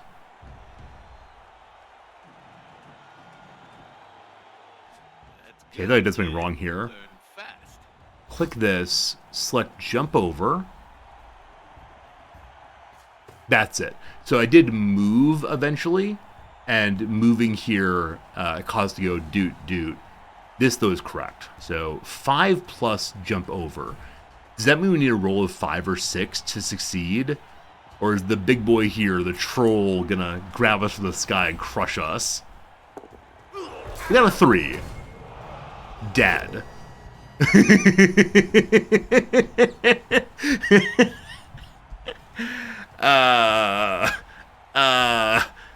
Your player failed his action, and as with each time a player falls flat on the pitch, an armor value roll is automatically triggered. When the armor value roll is successful, it's followed by an injury roll. If the latter is also successful, it's followed by a casualty roll. The casualty roll produced a very bad result for you. But don't you worry, your team hired an Apoc 3 for this kind of situation.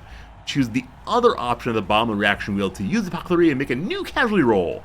They'll try to save the player from an unfortunate fate. Okay. Allows a KO to be canceled immediately. The player remains on the pitch if that's where he was. Oh, you can be knocked out of bounds? Good to know. Otherwise, placed in the reserve box. In the case of a casualty, it allows another casualty result to be rolled. The coach chooses one or the other. Usable once per match, excluding star players, journeymen, and mercenaries. If your star player gets knocked out, as a killed, that's the end of the star player, I guess. No good, no good. Varag Ghoul-Chewer is almost impossible. Loyalty. Let me think now. He's been with the Couch Die since 2475. Alright, so our doctor got chopping and somehow caused no injury to happen. Alright. Nice to carry off your opponents. We'll probably need to be careful to figure out when to use these special abilities, so as not to burn them unnecessarily on junk players, maybe. Cool.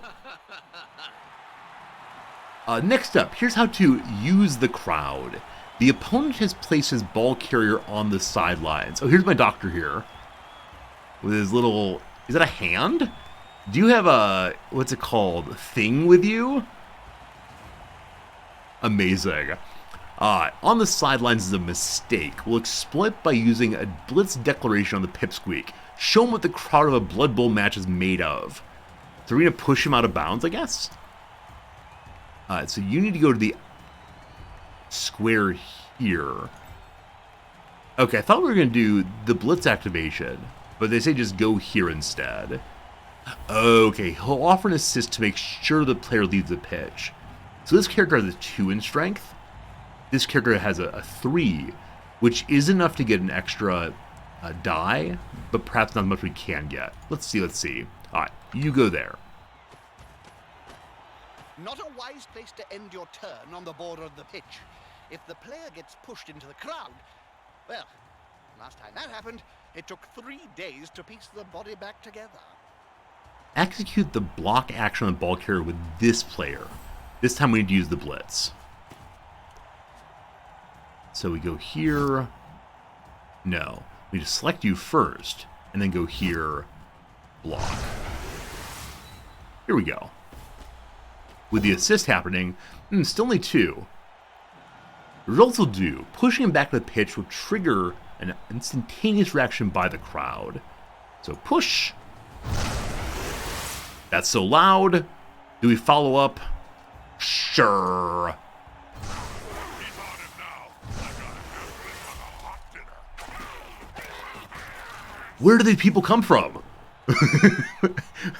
Oh boy, that's the ball. Okay, that's someone's heart or brain or I don't know what. When a player is pushing the crowd, an injury roll is automatically made against him before he's placed in the reserve box. I think those are the fans.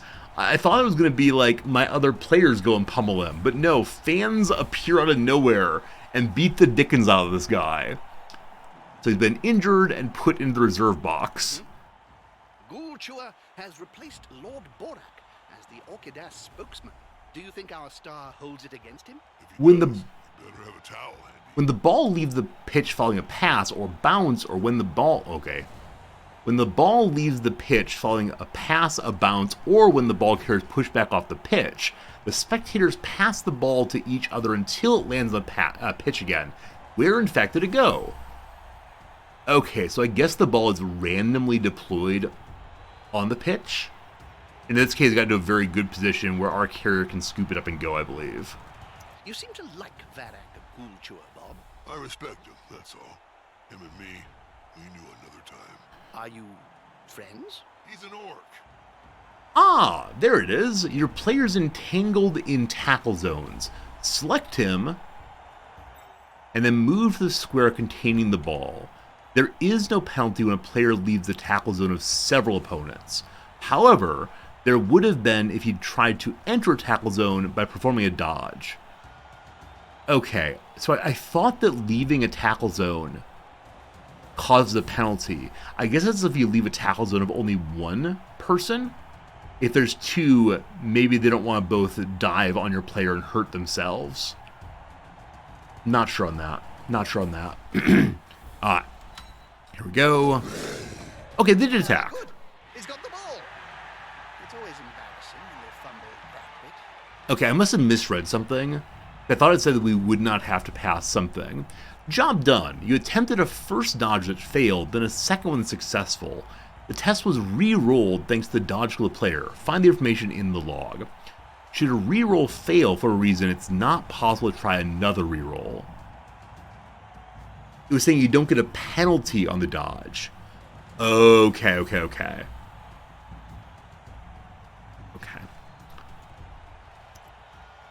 You've gotten the ball, go all the way to the end zone. I've got to say, I'm so glad this game has a tutorial. If it didn't, can you imagine? Can you imagine what kind of nonsense it would be? Here, let me go push buttons. Why are my players all dead? This is a further move and a bit of a rush. Let's need to get some decent rolls throughout. Let's go. Big winner? Hey, big winner. Okay. I believe we've now completed all the tutorials. Cool. Such celebration at the big win.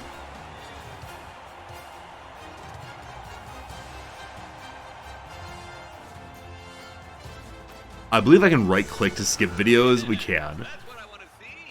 Victory! You're now familiar with the basics of Blood Bowl.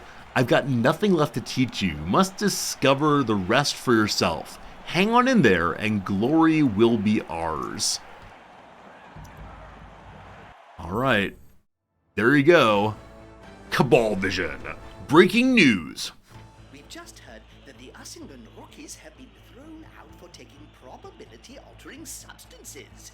The NAF declared that the young team will not be allowed to continue in the Clash of Sponsors competition. Oh no. Apparently they were caught red-handed dipping into the D6 bag.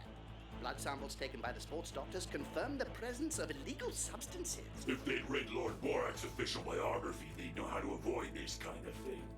Bribery. Rufus Bottomfoot, the team's agent, was quick to stress his confidence in his coach. We're gonna rebuild our team and continue the clash of sponsors. After all, it's only the players that were suspended, and they're expendable. Hey. It's reassuring to see that these talented, caring leaders of men have the know-how to get back on their feet after such a chaotic start. I love his glasses and a tie. Where have I seen someone with glasses and a tie?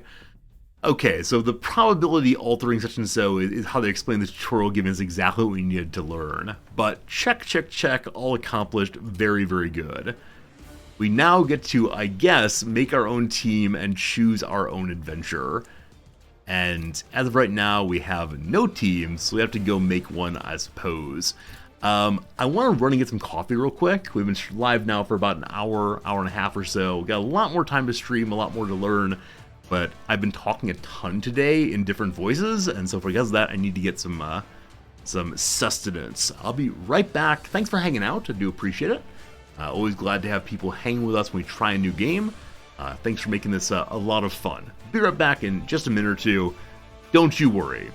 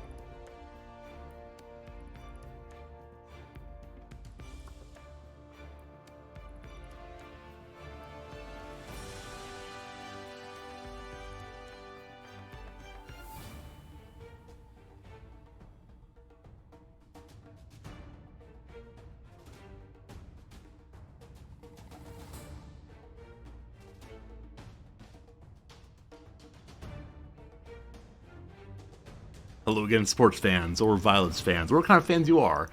I was very lucky. Noms is actually at home today, and so she'd already made some hot water for tea, and so I got my coffee very, very quickly. I feel so bad for Noms, though. Though she's home all day long today, she apparently has 10 meetings over the course of 8 hours. Can you imagine? She's up there on Zoom, looking like death already. Poor Noms. I mean, it's fine standing here and talking to a camera with fun, but if we had to, like, talk about TPS reports, oh my goodness. Yeah, why even work from home if it's just endless meetings? Poor Noms. Poor sweet Noms. Anyway, hello again, friends. Let's create a team and get into the meat of this game and see how it's going. Something Mrs. Fleabum's average day team meeting hell. Yeah, it's crazy. Hey, Quick Ben, how's it going? Days like that all the time. Yeah, so often Noms has people come to her office throughout the day, and just today is a ton of Zoom meetings. So, oh goodness. All right, friends, let us go ahead and create a team and see what is what. I don't know what create a competition would be. I think someone earlier said we should have a resorty league. I'm kind of leaning against that right now, but we'll see. For now, create a team. Step 1. Each race has its strengths and weaknesses that you can check out in the details option of this screen. The teams we create can be played in all game modes. All competition matches will have an impact on teams who collect money, injuries, and glory through the course of their career.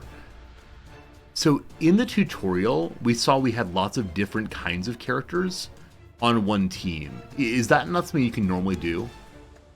We saw we had elves and ogres and this and that. Are we instead locked into one kind of character here? All right, here are the kinds of things we got. And I don't know if we can get different kinds of creatures later, or if these are all the creatures in the game. So first of all are the Imperial Nobility.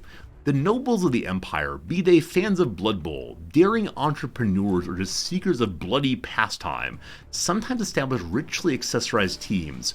Bringing together nobles and commoners, they replicate an age-old, sometimes disparaged social structure.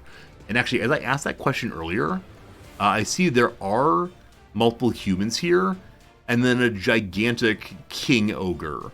So maybe you have access to humans and ogres with this. Interesting. Number 2, the Orcs. To Orcs, we owe the rediscovery of the sacred Tome of Nuffle. That's a funny name, Nuffle. The delicate art of sculptors and excrement, as well as many serious injuries. Loathing the collective game, they've long since abandoned the idea of a successful pass and plow through enemy lines. Love it. The Black Orcs. So Orcs and then Black Orcs. Black Orcs are capable of strategy while presenting exceptional talent for melee combat. However, never ask them to tell a joke. Their special sense of humor might prove fatal for you. So, are Black Orcs the more violent kinds of orcs? Also, look at the little goblin wearing an A shirt. That was called, I think, an A shirt. Terrifying creatures, these. Now, do orcs actually have horns, or are these welded on, maybe? The humans. Hello, humans. Average across the board, humans should suffer none of the disadvantages that accompany extreme specialization. These dull creatures should, therefore, excel in nothing. And yet, human teams are counted among the best. I'm noticing also there's mastery required down here. Oh, okay. So in each of these, there are positive and negative. Very good at retaining, good at interfering, is more defensive, high-cost team rerolls, and master required is 3 stars. Black Orcs are very bad for new players. Cool, good to know. Only 1 star on the Orc. Excel in destruction, they're robust, slow, and very bad at passing. Black Orcs, robust and powerful, cheap bruisers, fewer characters to hire, and bad at passing with no ball carrying. So is the goal as Black Orc not to actually score, it's just to kill all the other players and win by default? Humans then, adaptable, lots of skills, no predisposition, the absence of any specificity makes the team difficult to master. So I'm guessing Mastery is difficulty of use. Though Black Orcs are only 2 also. Chaos Renegades. Whoa! This is the most packed team we've seen so far. All the other ones have 5 or 3. This one, the whole party's here. The Chaos Renegades embrace their faith outside of any official cult. These mismatched teams enchant fans of mutations and illegality. However, don't expect a game that's pleasing the eye. The players can't stand each other. So up to 3 big guys, that's cool. They can mutate. Animosity skill on most positions makes passing game risky. Questionable striking power, high team reroll cost. And then the Skaven, is that how you say this word? Skaven? Ska-Ven? If you put together a Venn diagram of fans of Ska and never mind. Blood Bowl is so popular among the rat people that a clan was created with the sole aim of supervising the practitioners of the sport. Regular consumption of warpstone provides them with vitamins and minerals. So drug-addicted rats. Rhymes with Craven, Skaven. Cool, thank you. Thank you. Craven, Skaven? Long A. Skaven. Okay. Old World Alliance. I am Groot? I am Groot? I am Groot. Cosmopolitan and progressive, these teams represent the sacred union of peoples around dwarf beer, halfling gastronomy, and human cockiness. Recently, the ogres and the tree men have been enlisted to strengthen their ranks. So I guess I see that by choosing these, you are locking down what kind of characters you have. They are also adaptable, specialized positions at reasonable cost. Loner skill on most positions make use of team rerolls risky, and team rerolls cost a bunch. So I don't know how cost works exactly. I'm not sure what cost means here, because in the tutorial, you just push the button. It wasn't clear how you got them. Very cool tree man for sure. Call it tree men. The Dark Elves. Oh, the pretty people. The Dark Elves decided to honor their most violent emotions, turning their back on the tactics extolled by elf traditionalists. These adepts of Blitz bring smiles to the faces of connoisseurs, the only ones able to appreciate the beauty of their guileful attacks. I see these characters and I think, well, rogues, profoundly underdressed rogues. Yeah, I don't think we're play Dark Elves. Good agility, devastating positions, very expensive though. Okay. You start with some budget, need to hire players, pay for rerolls, etc. Cool, thank you, No Soup. Thank you. Then Chaos Chosen. A specially destructive team brings their minotaurs, beastmen, ogre, and trolls. What's this guy? That does not seem to be any of those things. Looks like an evil demon lord. Is it Arnold Schwarzenegger? They're so devoted they forget the ball. So lots of big guys. Competitive at a high level, that's great. We do mutations. Few skills, expensive, underdeveloped passing game. So I don't know what mutation is yet. We'll learn that later in the game. So I'm probably not going to play with anyone that says has mutations, because I just don't get it. This is actually appealing to me the most. When we started the game, I was thinking it would be cool to play as dwarves. So maybe we'll play at dwarves. They claim they don't cheat, but they're just able to interpret the rules. Some choose to take them on their word. After all, aren't they the only ones able to translate the sacred tome of Nuffle? What's Nuffle? That contains the rules of Blood Bowl. So it's a 1-star team. Probably makes a lot of sense to play as them, as I'm a brand new player. Block skill is widespread among players. They're incredibly robust. Slow, not good at carrying the ball. Do we actually get a vehicle as our big guy?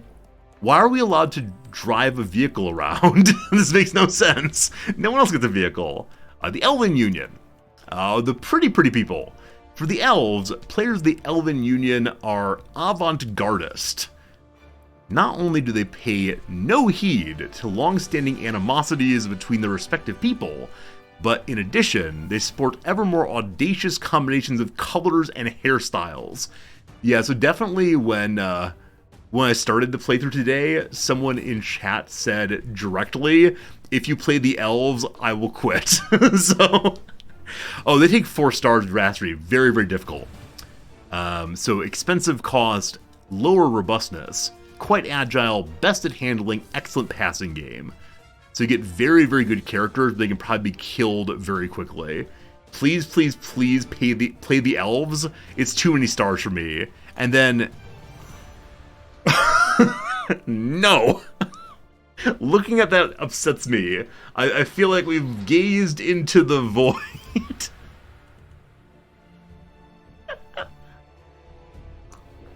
Alright, steel yourselves, my friends. We must now look at the Nurgle.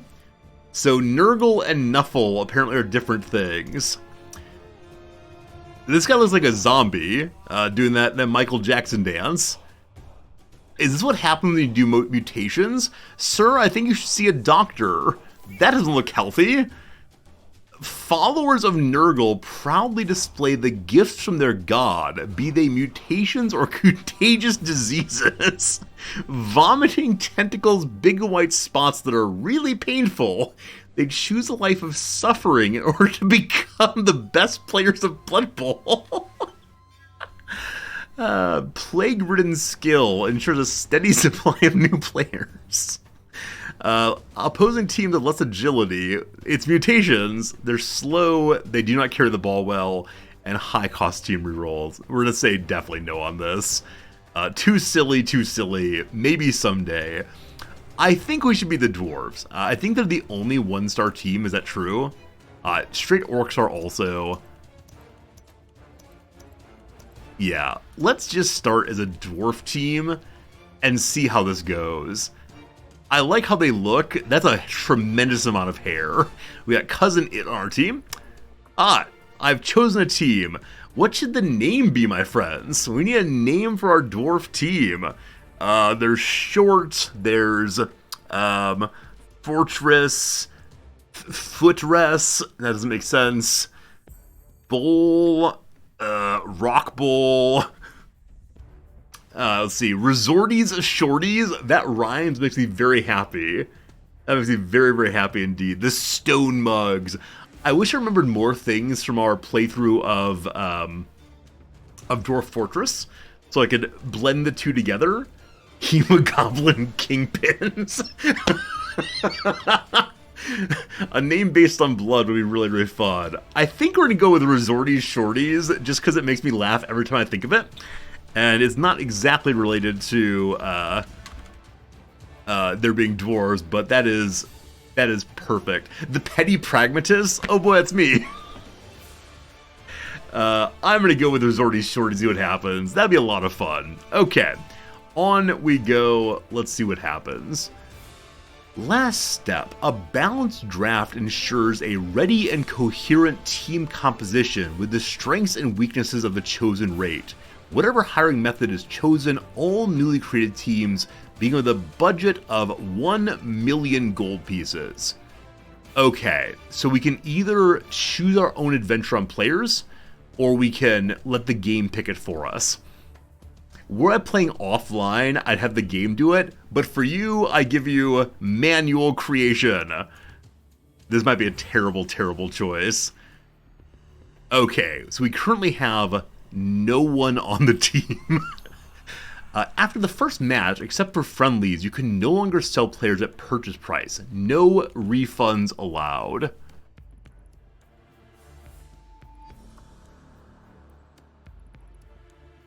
Okay, general primary. I don't know what that means. Strength secondary. Okay, so it looks like what we're best at is general and passing. What we're not as good at is strength as agility. Maybe? Can I click on these? No idea. No idea. Okay, I'm gonna look through the staff first. So this doctor person lets us bring someone back from a casualty. That seems really, really smart, and we should do that. Good. Cheerleaders. Each cheerleader brings a bonus on certain kickoff events results, like cheering fans. You have up to 12 of them. No? Maybe no. Assistant coaches. Each assistant coach brings a bonus on kickoff events like brilliant coaching. Okay, so coaches and cheerleaders help with kickoffs. We don't know how kickoffs work yet. Dedicated fans. We get one for free. Each Blood Bowl team is supported by dedicated fans, faithful enthusiasts who follow their favorite team come rain or shine. The number of dedicated fans of each team is added to the number of fair-weather fans to calculate spectators for match. The greater number of spectators, the higher the winnings to be shared out at the end of the match. So, more money, more good. Got it. And then, each one costs 10,000. I wonder how much additional money each one brings in, and how many games you need to play with them to even out the cost. And then rerolls. So rerolls seem really, really strong. We'll come back to this after we look at the teams here. So Blitzers, Dwarf Blocker Linemen. Okay, are you not selecting particular people? Instead you're selecting just like a default person? I was hoping there'd be like different players out there in the world. And you could like scout them and look for your very own Danny Bath. Then line people, the Death Roller. Don't they have a one Death Roller? I think we clearly need to do this. So I guess this is with all of the skills selected. Break Tackle. Once per activation after dodge test, and if his strength is 4 or less, is his, the opponent, or the Death Roller? No clue. Juggernaut. When the player performs a block during a blitz, he can choose to both down result as a pushed back. Wait, he can choose to consider a both down as a pushed back. So both people get knocked down, but the opponent gets pushed back as well, I think. Moreover, under same conditions, the targeted block cannot use fend, stand firm, or wrestle. How many skills are there? They just keep listing more and more. He's a loner. If the player wants to use a team reroll, roll a d6. If the result is equal or lower than the figure in brackets, the player plays normally. So 1 through 4 plays normally. On other results, the first result is kept. This trait may be used if the player is prone or has lost tackle zone. Okay, I can't remove these, I guess. I was thinking we'd be adding and selecting these, but they're just available on the Death Roller. Okay, I will just go with this. When a drive involving this player comes to an end, he's sent off for having committed a foul. Okay, so using the Death Roller is a one drive opportunity.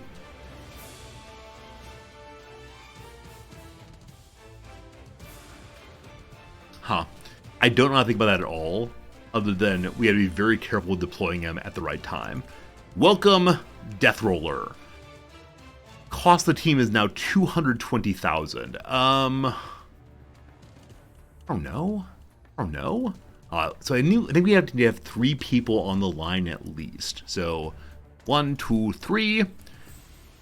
And then in case y'all end up getting killed, we'll add 2 more. And let's go with 1 of each of the others. That's at 76.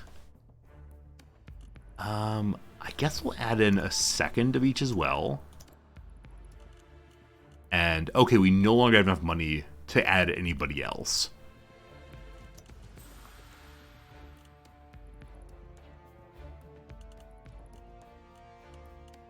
This is the part where I have no idea what I'm thinking about. Oh, we need 11 players. Thank you. You have to have 11 players. So, you don't really count as a player. You're a secret weapon. So, 2, 3, 7, 8. Huh. We don't have enough players. Okay, I think I may not be able to afford the Death Roller. So if I get rid of my healing thing, who's cheapest? You're cheapest. 6, 7, 8, 9, 10, 11. Yeah, I think I can't afford the Death Roller, friends. Terribly sorry to say. Unless I get rid of Runners or Troll Slayers, just put more blockers in. I'm gonna get rid of the Death Roller. Terribly sorry. Okay, 2, 4, 10, 11. Exactly enough people. Oops.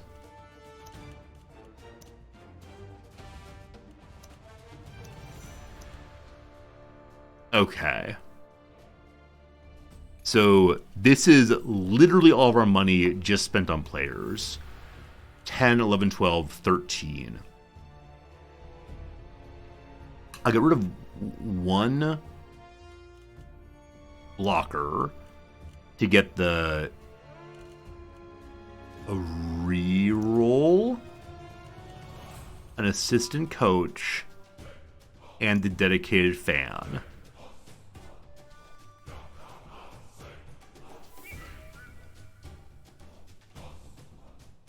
I feel like I should have more rerolls, but then we have to get rid of more players.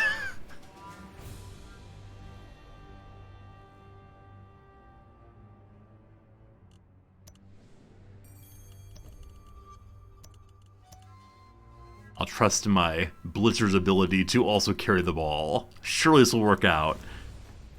So a second reroll. And we're end up with 5,000 extra. Maybe we can use that as an incentive and bonus at some point. Maybe I shouldn't care about the fan so much. If I want to win, it doesn't matter how much money is there. Though we want more money for hiring better players. Second cheerleader. That's that. Alright, here's a team. We'll see how they do. Alright, so a whole bunch of blockers and a couple more or less interesting other kinds of players. I worry I may have made a slight mistake with that. So I junk one more of you and get rid of some of you. I can then pile in another runner or blitzer. Good. Hello, Big Hurt. Exclamation point FM to learn about FM. Exclamation point CK3 to learn about CK3. Oh, it counts here, doesn't it?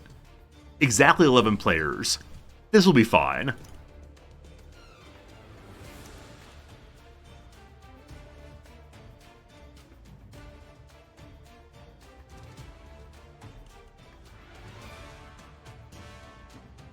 Okay, so here is the team we got. Oh, they have names now. I can rename them if I want to. Each team you create has its own budget of gold pieces, the amount of which is visible at the top right of the screen. Either Drew, I'll add that for you later. Each player and member of the staff you hire with gold pieces adds to the team value. Any changes to team composition carry no costs, as long as the team has not begun a career in a competition match. Okay. So can I rename you folks?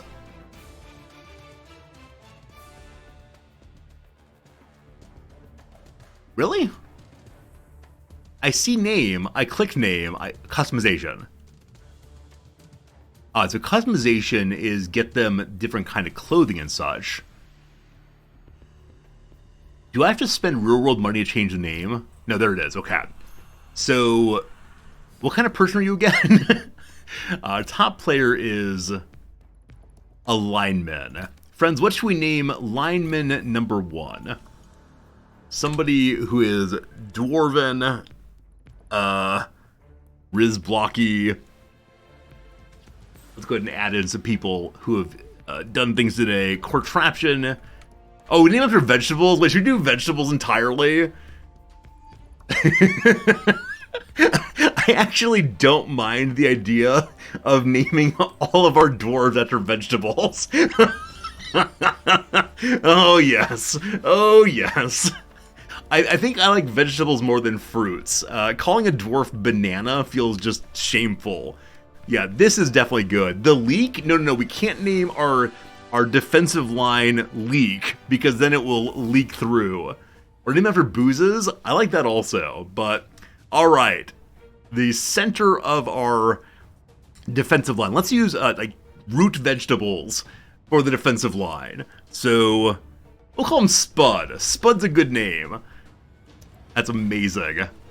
And I can change their outfits a little bit. I could also go buy more of the customizables with the monies we got. For right now, we'll just use this though. Hello, Spud. Next up, I think we're gonna go with Yam next. Perfect. And then after that, this is the best name ever. Characteristic 18 SPP. So what is SPP? I don't know. Skill points, possibly? Something like that. Am I down with the SPP? You know me.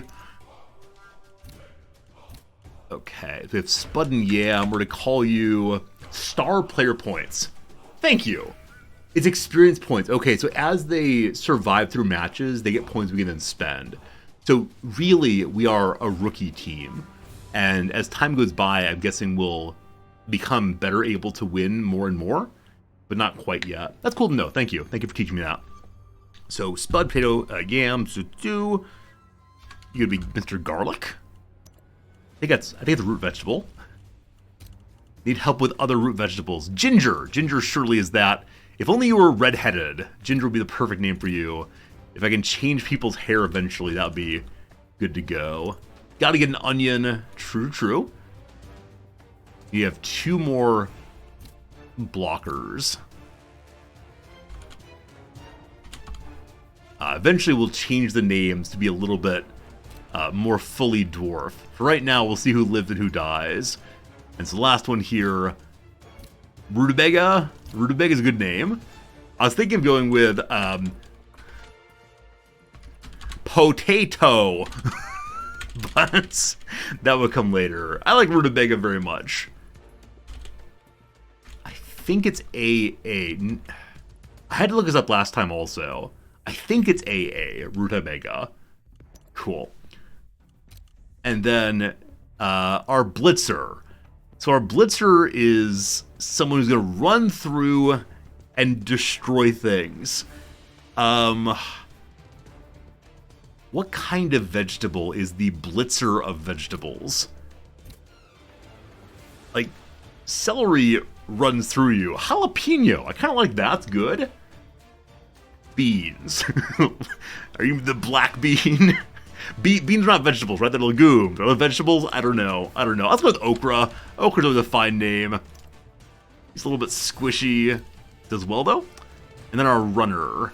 So the speediest of all the vegetables. I'm going to call our runner jalapeno. That works very well. Now, am I allowed to use the enye in this thing? Does someone have an enye on their keyboard? If not, I can go pull it up. I'll go ahead and pull it up. So, how do I type enye? I'll say Spanish N. That should do it. Perfect. Give me this thing. Now, can I copy paste into the game? Haha! Very good. Thank you for the assistance. Sure to appreciate it.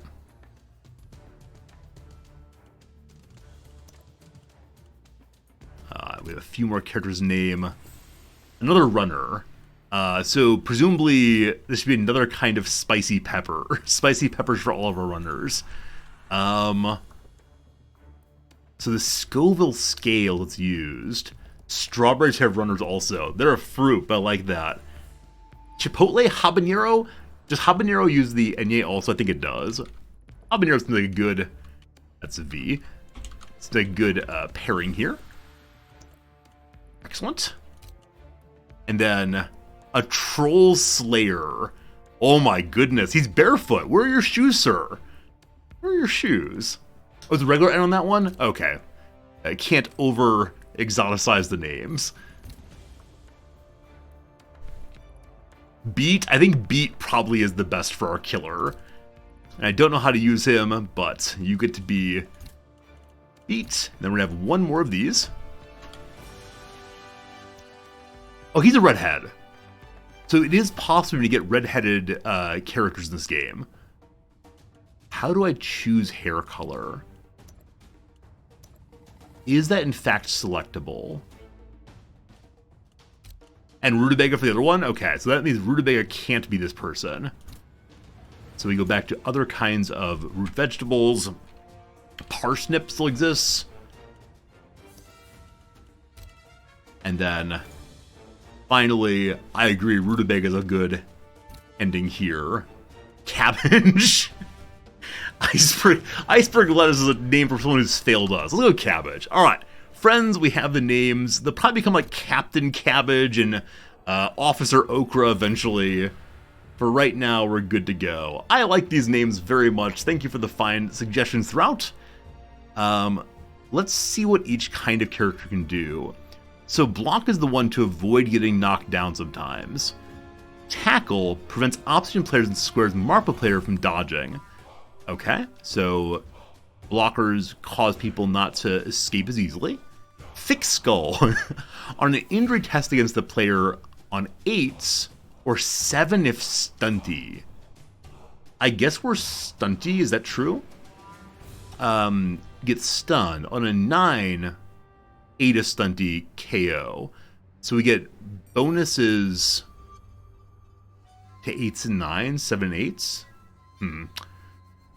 Over here we have Sure Hands. Alright, so the Blitzer does not get the tackle thing, but has the same don't get knocked over as easily. Your bonus then is to movement. You have better agility and worse passing. No, better passing. I keep forgetting which way the dice works. Die works, rather. Here we have Sure Hands. So our runners should pick up the ball. And the Troll Slayers have Dauntless. When the player attempts a block or a blitz on a target whose strength is higher than his own, a d6 result is added to the strength of the player. So our Troll Slayers do better against stronger creatures. Cool. The d6, what counts as the success criterion? The strength, the d6 roll is added to this character's strength. And then if the total is superior to the other person's strength, the strength of this player is increased to be equal. I wonder how assists get added into this. And then Frenzy. Each time this player carries out a block action, he must attempt to follow up. So you're not allowed to stand firm, you have to go through. He must then attempt a second block against the same target. Okay, so if you block, you must continue aggressively blocking. Good to go, good to go, good to go. We now know things. Whoops. Let's cancel my team. No, there's no way. There's no way. Okay, good. Are we allowed to change the... I don't think we're allowed to change our little flag, unless it's over here in customization. Customization of a team. Change the logos of the teams, the jerseys the players wear, the look of the ball, or even the pitch associated with them.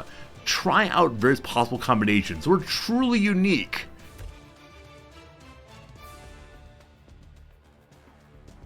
Okay, I like the dwarf beard and helmet there. Is that in fact what we're using? Oh boy. Oh boy. The stronghold could be really cool. Trying to see which of these strikes me being most entirely dwarf. We do the big R. R for Resorty. There are 15 pages. This might take a while. Purple Eagle? Solar Wrath? We don't believe in the sun. The sun is a terrifying thing to our little dwarves. How do we go forward a page now? Oh, there it is, 7. It just moves along. V for vegetable. If we're gonna do that, we've changed the name to like something involving vegetables. Like the produce. We gotta be the produce department. I'm gonna go ahead and do the big R. I think the big R delights me. And we'll see how that goes. So, cool. And it changed over to the R there. So, pattern. Oh, solid color. So what goes behind the R on the rest of our insignia? If only I knew more about heraldry.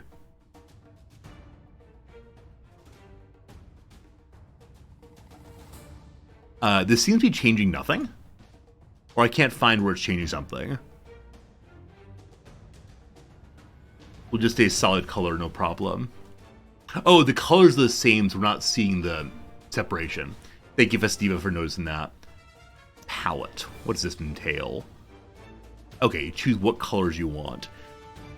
So, what color is the resorty color? Well, this orange thing I use sometimes. Wild Rider Red. Then orange red there. Troll Slayer orange. I like that. That's the main color. And then our off color, I kind of want to use like pure. Oh, wow. So by going to main color orange, all of our clothing becomes orange immediately. That's awesome. And then there's standard black, maybe at the very end. Blue. Blue. Greens. The greens look kind of black to me. Incubi Darkness. Are we going to spend the entire rest of the stream just making a team? I look like Incubi Darkness is the closest to black there is right now. Maybe we have to unlock black. Oh. Oh, I love it. I wish I could change the color on the emblem. Oh, this is great, though. I love our little men. Third color, I just want to see what this modifies, if anything. Okay, it modifies the color on the flag, and I think the shin pads. Yes, so if you go pink, it stands out a bunch. I think just like a gray would be fine. Yeah, the pink is garish. We can't be garish. Yeah, I love it. Absolutely love it. Good. Am I allowed to change anything on the little R, or is it just that red and black? I think so. It's probably different patterns now. Okay, it is left versus right, very much so. Some of them are too confusing. Flowers? That's adorable. If only we're elves, we surely go with the flowers immediately. Moldy? Oh, that's for Nurgle folks. No. We're just going to do a proud, solid color. Yeah, I love it. Only question would be, do we want to change out the black and the orange? But no, I like the orange very much. We're going with that. Okay, cool. So that's that. We go back now. Our cheerleaders. Okay, they maintain the same colors. Do you want human cheerleaders or brutal cheerleaders? Where are my dwarf cheerleaders?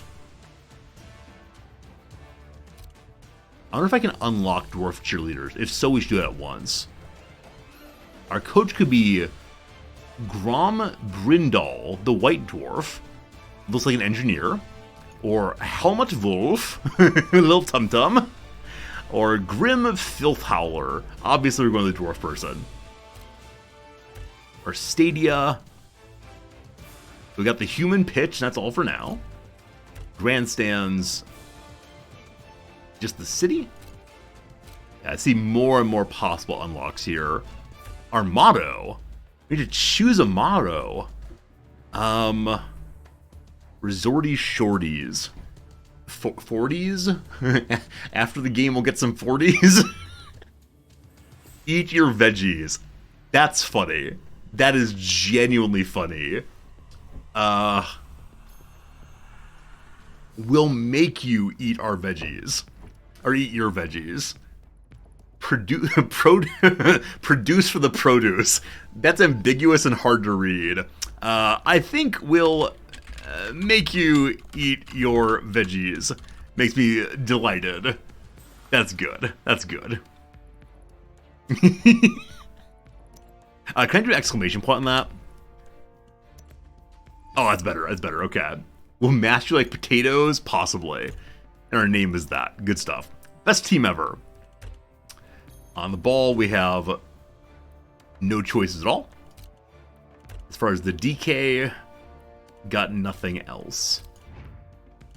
Alright, to the shop. I wish to know about cheerleaders. Now it's buying cash money. Okay, it looks like I'm not allowed to actually unlock parts of the customization of the team, just things for customization of the characters. So there's probably some really cool dwarf items in here. Okay, it seems like each of the different kind of item you can get only goes on one of the races. So down here we can see Steadfast Stormer. I think it's a better helmet, some sort of Flava Flav clock, fancy armor and such. There's beard accoutrement. Filter on the left. I think we're using that, aren't we? There's head, shoulder. I think these are just the head ones, which is why the rest of the body's blacked out. Oh, race though. Thank you. I didn't see that. Okay. These are for people who are sitting on the Doom roller, whatever it's called. Various kinds of shoulders and such. There may be a bug for customizable stuff being deleted when a character dies. Oh, can you only use the customizables on one character? Do you have to unlock more of them for each and every character? If so, no. No. Okay, we're not going to unlock anything right now. So I think we're just ready to play a match. They have no more money. Register in a competition. So I assume these competitions are actual, factual, real people competitions. That scares me. So, can I play in like the cup thing we had before? Oh, campaign. Here we go. I think this is playing against fake people. Or does this mean we have to play as that team? Okay, I think if I want to... Well, maybe not. Let's check and see. If you haven't already offered paid leave to your players, this competition created by Corsair Cruises will allow them to catch a glimpse of the sea and fill their drink. Okay, I can register my team here. Awesome. Zordy Shorties, here we go. By registering a team in a competition, you make it experienced. You'll no longer be refunded when selling staff and player. We're all gonna die. Okay. So we now have a team. And we can see there's 7 AIs. And 1 resorty here. So all the other teams are worth more money than I am. That's unfortunate. We'll see how this goes, though. Competition parameters. If you... Okay, this is just the starting screen we saw, I believe. And maybe someday we'll play against real people. Knockouts, if you lose, you're done. No ties allowed. There are 3 rounds. During a round, each team plays against another one. Once all matches are validated, another round's triggered. Okay. Competitive clock. Each team has a limited amount of time to play its turn. So if you want to, you can have no time limit. Just stare at the game to figure it out. Teams register for free. Values unlimited. All right, let's do it. Playing against the Bilge Rats.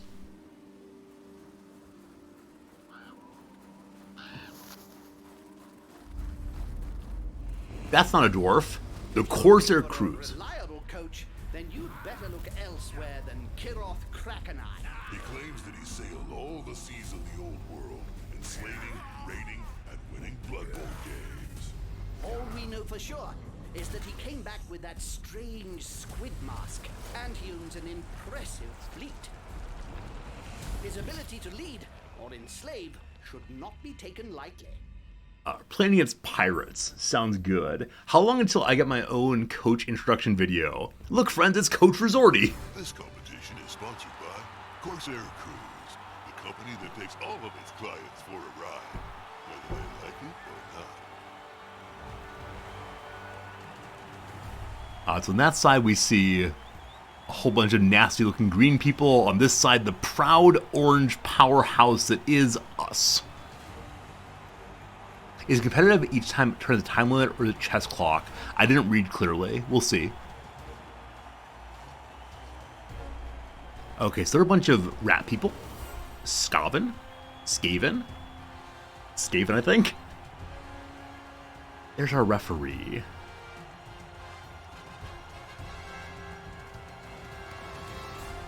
Okay, so their linemen seem to have hokey swords. Our fan factor is 3 compared to their 2, and we each have no journey people. The aim of petty cash is to balance the match. Be careful though, anything you don't spend here is lost. So we have 100,000 in petty cash to spend. Each Bloodweiser keg adds 1 to recovery test when your player's KO'd. Grant your team reroll for each half of the match. Once per match, you can use a fireball or zap. Give you a bribe for the match. If a player is sent off after a foul, you can use a bribe. Halfling Master Chef, can't afford that. Wandering Doctors. Temporary Agency Cheerleaders. Assistant Coach, Biased Referee. We have a minute to figure this out. I'm going to buy one of the doctors to keep our people up and going. And then I'll buy another one of the team trainings. I have no idea if it's a good idea. We spent all the money, now I'm spending team treasury. So if you want to, you can spend down extra money you've saved. But let's not do that. Here we go. Coins in the air. It comes up. And there's the... Excuse my bad manners, but I've got to break in here. For one of those teams, this match is crucial. Okay, so we can see what's happened so far. Is the Bills Rats gave 3,000 of fans in the stadium. We have a 3 also. So they got a 2, we got a 3, 4,000 fans. So we have more fans than they do. And then, the weather's perfect. They are kicking the ball. I have not seen how kickoff works yet. We'll find out. Position offensive players before the kickoff. We have a minute 22 to do that. Spud and Yam, the dwarf blocker linemen, are in the back. They're all the dwarf blocker linemen. The Slayers are a Slayer and a runner up front. +3, 2-. Okay, I think this means you're only allowed to have 2 players in these areas, and only you must have 3 or more in this area. I don't know. I don't know. I guess I don't know where the ball's gonna start, and that concerns me.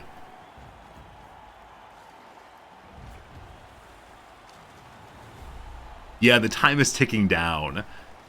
I think I'm just gonna start with... I feel like my linemen should be up front instead of the Troll Slayers and the runner. Surely the game will not cause problems. I don't know. I don't know how this works.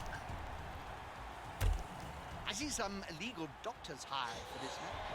I don't want to know why they can't practice. There was no tutorial for this part. There's nothing about kickoff or placement of your people. Jim, The one with Kirov Kraken. I thought you couldn't stand him. I can't. And thanks to his stupid ad, I never forget why. There was some pop-up about brilliant coaching. I do not know what it was because I'm busy listening. So the ball is there. I need to turn the camera. We have minute 35. So I have blocker dudes back here indeed. And then up here I have a lineman. My runner in the middle there seems absolutely incorrect. So this is not going to go well. Oh, wasn't there a customization? Can I pause the game? Hope we're actually paused. I think there was a customization on formation that I skipped over. I suspect we've made a slight mistake here. Alright, so one of the linebackers should probably go and get the ball. we'll hold off on that until after after we figure out what's happening on the front end of things. So in the middle, they have a rat ogre with tons of strength. My runners do not have any strength at all. The Troll Slayer gets some kind of bonus to attacking big boys.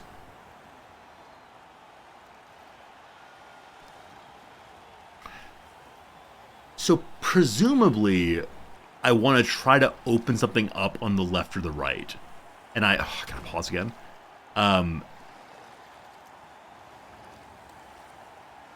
I don't know how to think about that. All right, so big boy here, you're going to step over 1. You get a dodge. 6 or higher is a dodge. That's no good. So you're just going to attack.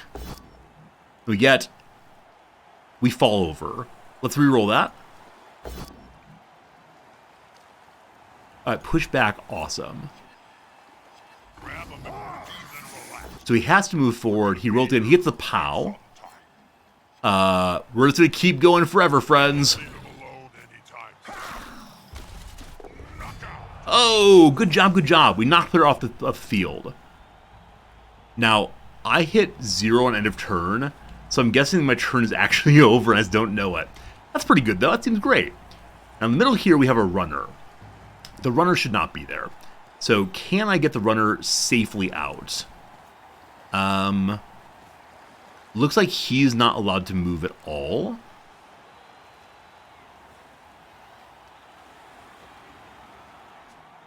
I guess.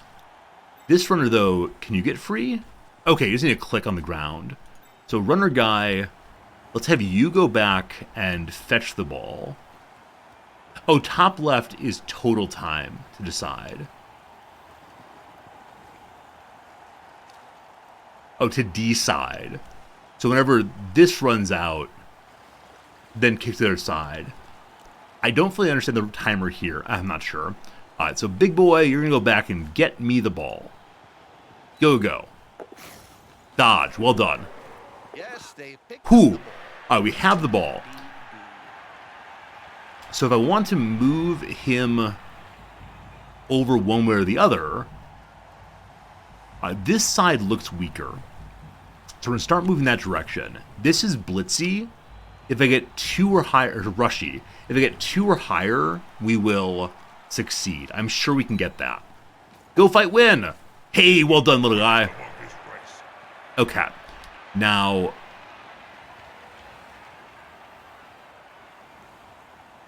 I don't know what's going to happen with this runner. What I think is I should disengage with this runner, and then... Hey, Apathetic. Good seeing you again. I'm using preserve time. I get 2 minutes for free, then against my bonus 7-5. So this is going to get consumed, and once it's gone entirely, we got big problems? Okay. So this is for the entire half, probably? This match reserve is not reset during the match and can therefore be used up. Okay, I don't know how to play fast enough. I should have played without a timer, because we're definitely going to get timed out. Okay, I want my blocker to go forward.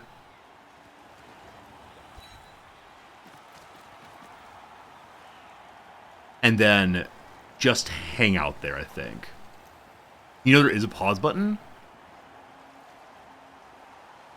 Yeah, I don't see it, unfortunately. So we're done with you. And then you, a runner, I want you to disengage. And you're going to go support the team over here, possibly with a handoff later. So hopefully you dodge out. We'll see how it works.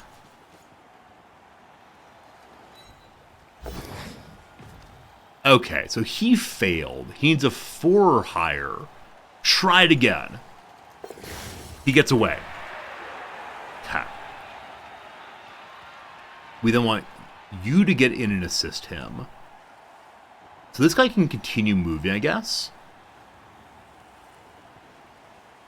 Like I said, I want to get into position for a handoff next turn. So...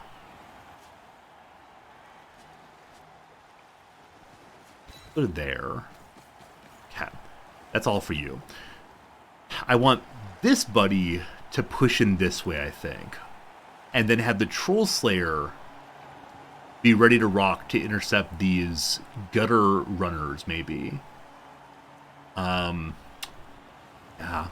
Don't know how to think about any of that. These guys are linemen. They should be all the way forward. If we fail on rushes, I think we fall over. But 2 or higher seemed like... great. I was saying 2 or higher seems easy to get. So if we accept this, do we fall over? Well, I shouldn't use these team rerolls. So I guess we'll just fall over. Yeah, unfortunate. It's very hard to make a dwarf retreat. It's one of their greatest strengths. So he can get... oh, it's turnover. I thought he would just fall over. Okay, so that's our first turn. Now, when our turn's over, we get to continue playing. Because I thought the opposition would get a turn. I guess it's not how it works. So I guess we have 8 or so turns to get the ball where we need to go. And then they get their possession. I figured they would be able to move or something, but they did nothing. Oh, there they go. There they go. Okay. So I misunderstood slightly, but now I do see they're coming. And they're getting all over my little runner dude. Defender stumbles. Does not matter. The ball is free. You know, at some point, one of them should be able to pick up the ball. They drop the ball. Now it's my turn. So I got 2 minutes for this out. So you need to stand up.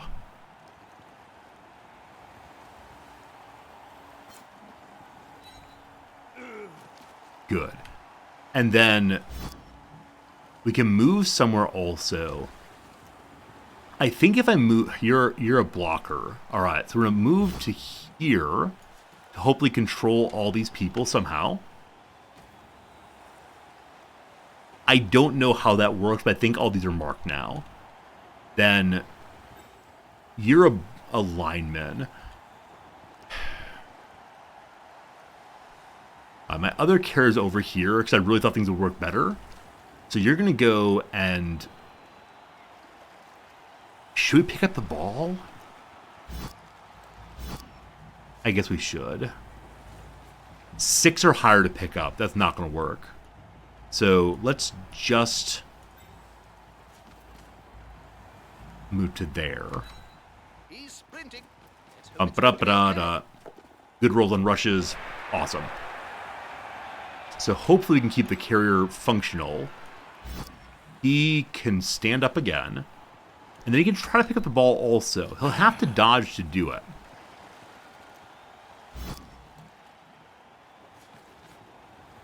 Five or higher to dodge, 5 or higher to pick up. We shouldn't do that. Now, I think he can only move. I don't know.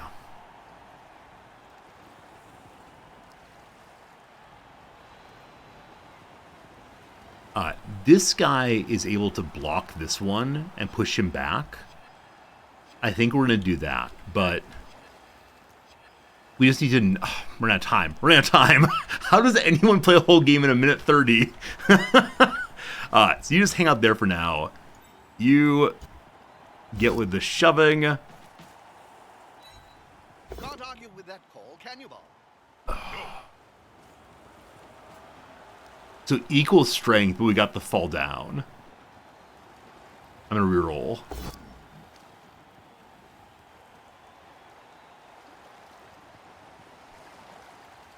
Unfortunate.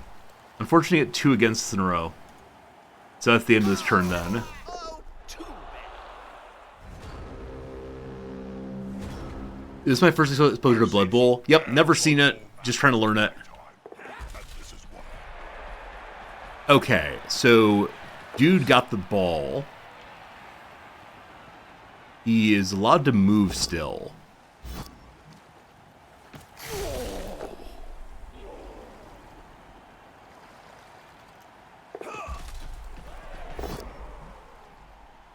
They got a POW. Wow. So he has less strength, and he got a POW anyway? One less annoyance to deal with. How does that work? How's that work? We have better strength when we fail anyway. Oh boy. Oh boy. Our first match is definitely going to be a loss, my friends.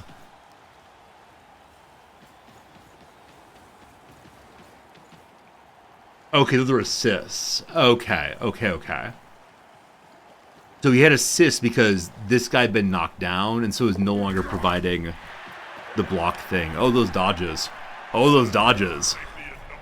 Animal savagery. Big boy is coming too.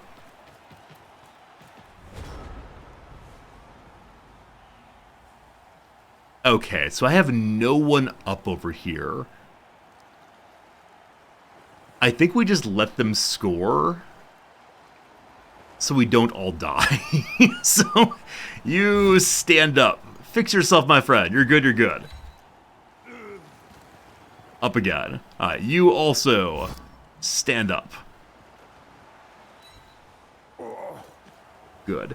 As do you. You can't stand up. Why not? Oh, wrong player. You stand up too.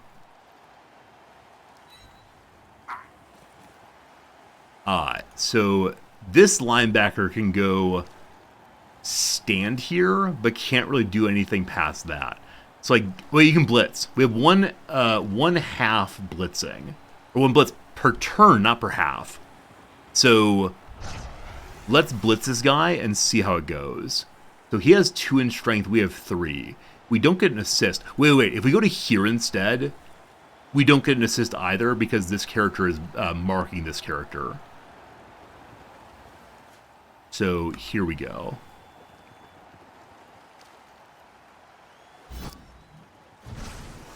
Please, good roll.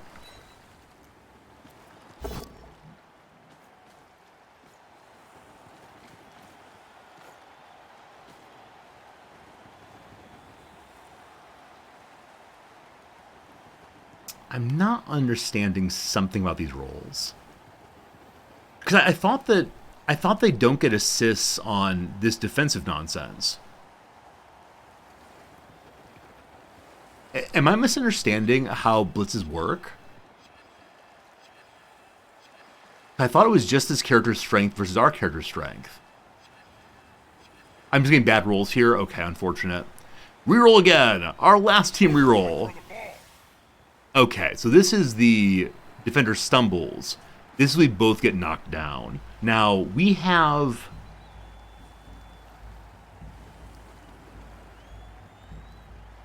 the skills all player possesses to not be knocked down when both get knocked down. Alright, good. We choose that. Awesome. Awesome. The ball bobbles around. Is it catch? Oh, bobbling. That was amazing. That's absolutely amazing. Alright, cool. Very good. He's still on his feet. He can move and try to pick it up. He's unlikely to do so.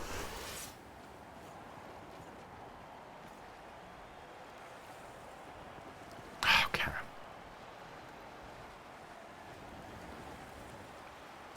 I think I want to move somewhere where we help lock these down.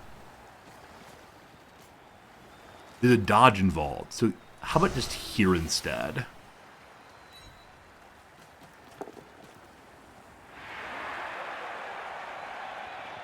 Okay, hopefully that's helpful. I'm not sure it actually is. You've all gone. Okay, so lineman, blitzer. Lineman, I can set up some kind of assist maybe. I already used blitz though, so no, we can't move and block both. But we can at least go stand next to them. Same with you.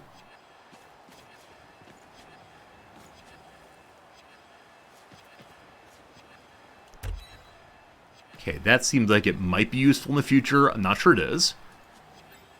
And then you're a blocker guy also. So again, just make with the moving. Support our friends. We're running out of time. Getting up close and personal, Bob. Okay, can't do anything. Lineman, go to here.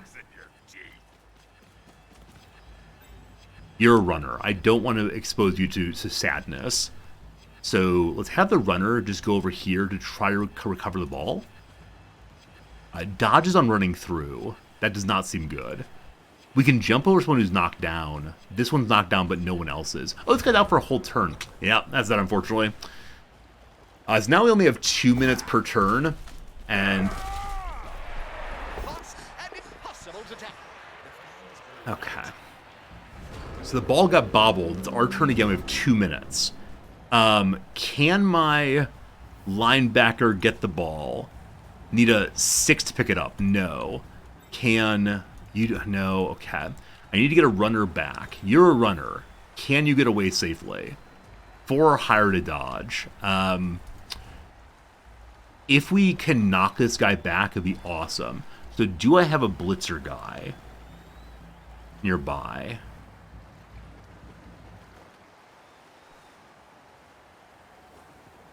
Our blitzer guy is way over here, unfortunately. So I don't have anyone who can do like the whirling dervish nonsense, I believe. Oh, Troll Slayers can. Where's my Troll Slayer? what portion of my turn is going to be where is the character I want? I thought I had 2 Troll Slayers out here. May only have the one, though. He's here. Can you get here to do a blitz? He can. We're going to get some assists here. This seems awesome. Go, go. Okay, so knock down both. We have the block thing, so we don't get knocked down both. We could push. Push does not knock down. It's not a POW. So I don't know what things he has here, but I think knockdown is strongest.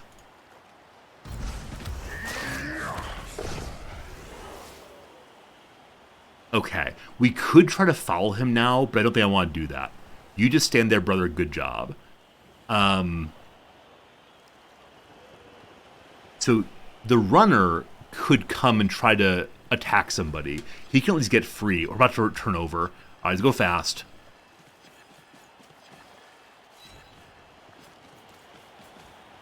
For the ball, and can they pick it up?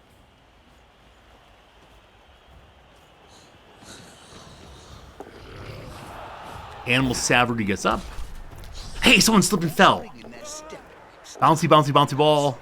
Turnover? Turnover, nice. Okay, our runner's in position. Our runner can get the ball.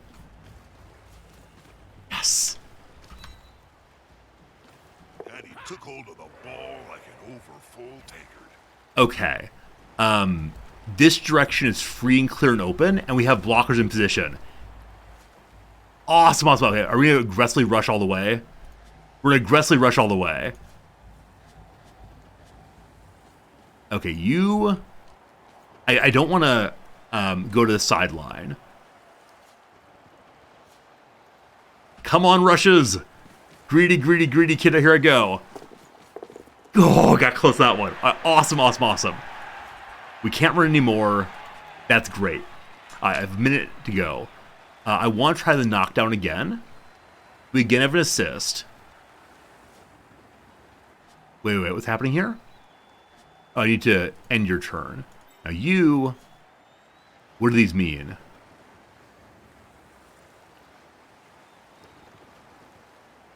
I guess this means I can't do this move correctly. I'm not sure. So probably should do is... I'd love to have a handoff, but not possible. We want to knock one back using the assist. And then have the other person come and help also. So I knock you back in this direction, which will move this character into assist position, I believe. Follow up, heck yes. And you go to there. We can't actually attack, but that's okay. We're just trying to lock them down so they can't get to my runner. And then I'm going to use this runner to blitz. He's not really an attacker, but that's good. Please go. Good. A prone player is a dead player. All right, feeling pretty good. We'll see, we'll see.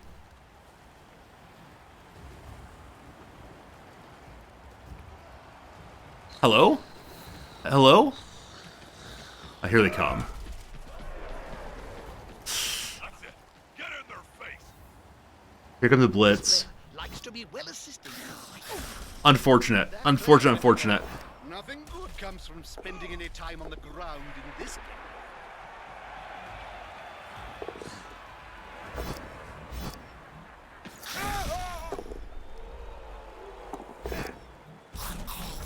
A blind, incontinent halfling could avoid. I thought we were doing really well for a minute there. Let's see if we can recover once more. Oh, it's my runner's down. Get the runner up.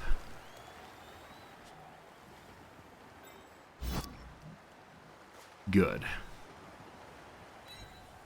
I then use my other runner as a blocker. The ball's on this character. You're knocked out for a whole turn. I can't do anything with you. I have big killer. Go for big kill. Again, red locked. I hate to read through things here because it wastes so much time. After declaring action, a D6 result of 1 to 3 and adjacent teammates knocked down only causes a turnover the victim is carrying the ball. During an armor value test, the opposition manager, etc., etc. Yeah, I don't actually understand what's happening here.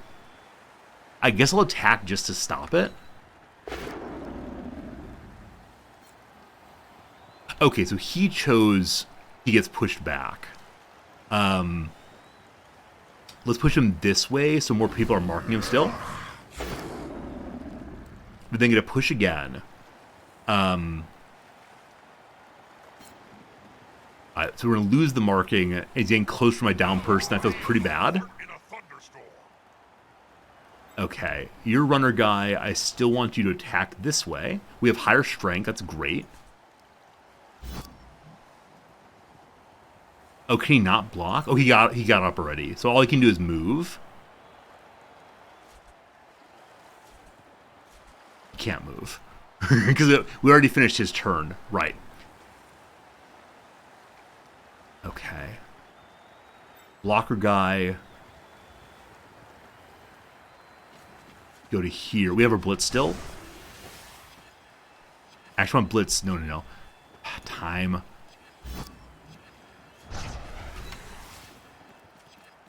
Haha, here's some friends.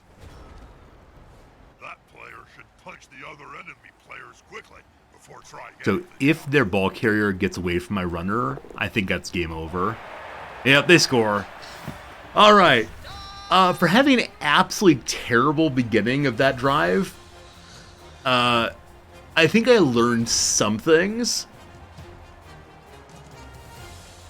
But I feel like I'm flailing a little bit.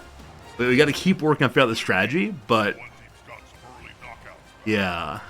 Yeah. Okay, we'll figure it out for next time. Most importantly, I need to place my characters correctly. And so I do not want my runner at the very front there. Instead, you go back here. And then blocker guy, you go to the middle. And then runner guy, you go back also. And blocker guy, you go as well. I do kind of wonder if I should have all three of them together like they do. Blitzer, that's fine.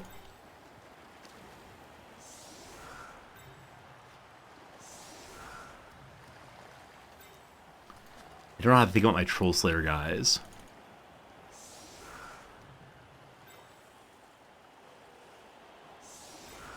This part is being applied kind of randomly. Okay, then back here we have more linebackers. I don't understand why you put linebackers way back like that. So let's put one of them. We can only have two wide. Okay, so I'll move you into here instead. And you the same. And then move another blocker guy onto the line here. This formation feels better to me than before. I don't know if it actually is better, but it feels closer to what one might want. Except for your Troll Slayer. Okay. I'm going to trade out these two.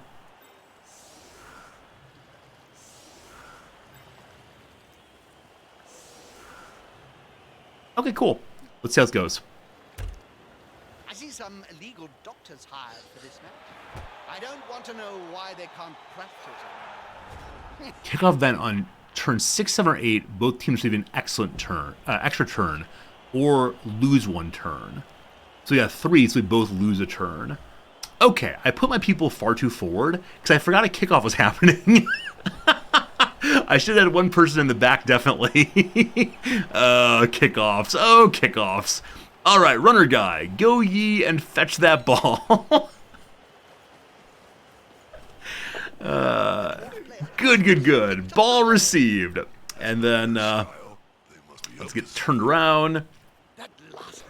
Good stuff. Oh, that was almost real bad. Okay, we then want to begin clearing the way for the Lord. So, you're the killer, right? You're both his linemen. Okay.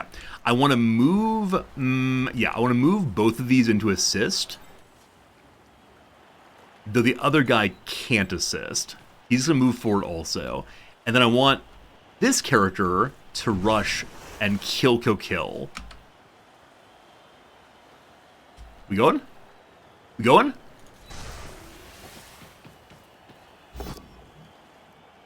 Unfortunate. I have no more team rerolls. It is 3 versus 3, so that's maybe not a good choice there. Anyway, down we go. I have great respect for the durability Fortunate. of dwarves. How about you, Jim? Oh, I guess we didn't get the assist there because this person was marked both. Hey, they fell right away also. Awesome. Awesome. We got a very quick turnover. Oh, it's turn 7. Oh, so this is, the whole half is over, isn't it? Once we get past 8. That's unfortunate. All right, so how far can you run, my man? You can go all the way up here. Sure.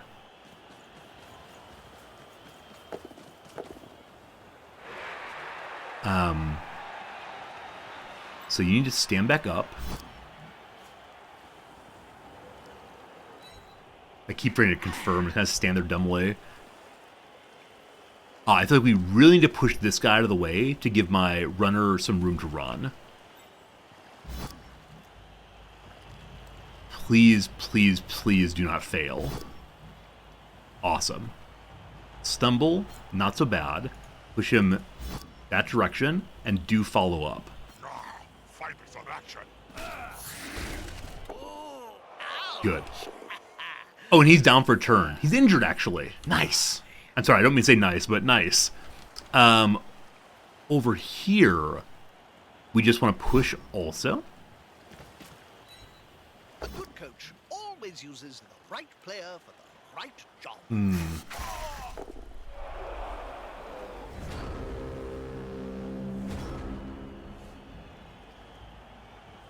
Hopefully down guy does not die.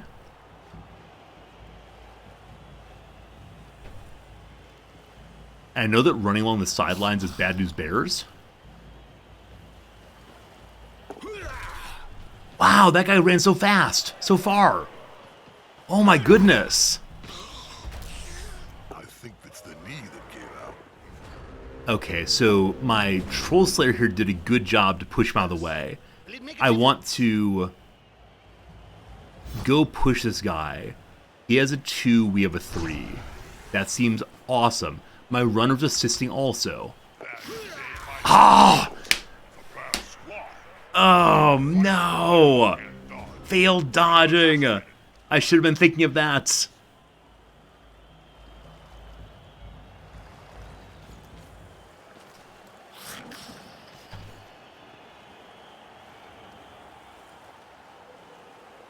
I was seeing the touchdown coming on right away. I expect this player is going to attack my guy. Gets that pow. Sorry, runner.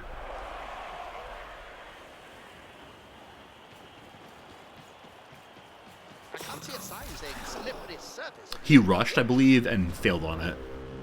It's At the end of the half? Okay. Will the slaves be punished? Whew. Whew, whew, whew. Teams are popular and must have the magic sponge this time. So no one's dead. We're ahead, behind by 1. And here we go for a match that smells of sea air and road. Okay, and once again, we're set up incorrectly. Have to fix that between games. So this time, we're receiving the kickoff again, I believe. So I definitely want to leave a runner in back. Maybe even both runners in back. I'm not sure.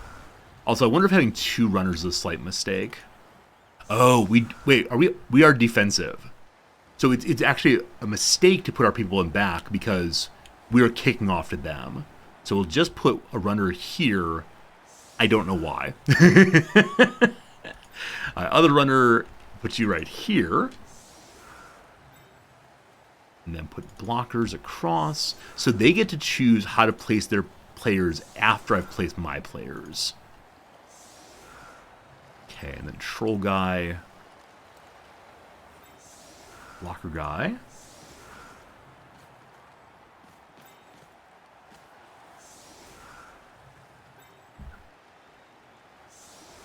Does that make sense? Probably not, but let's give it a go.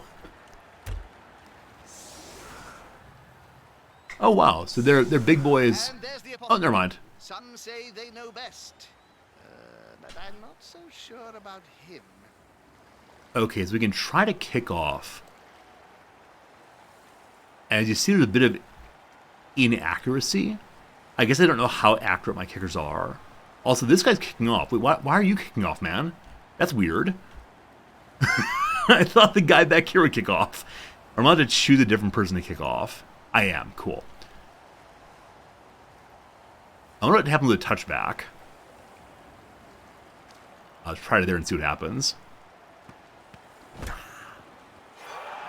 Quick snap. D3 plus 3 open play on receiving team can move 1 square in any direction. So they get an advantage to movement. They get the ball. Must have glue on their fingers.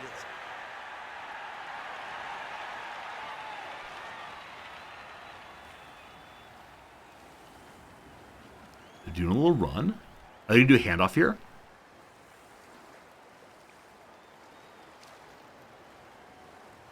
What you doing, AI? They run away successfully. They're offering a bunch of support for the runner, it looks like.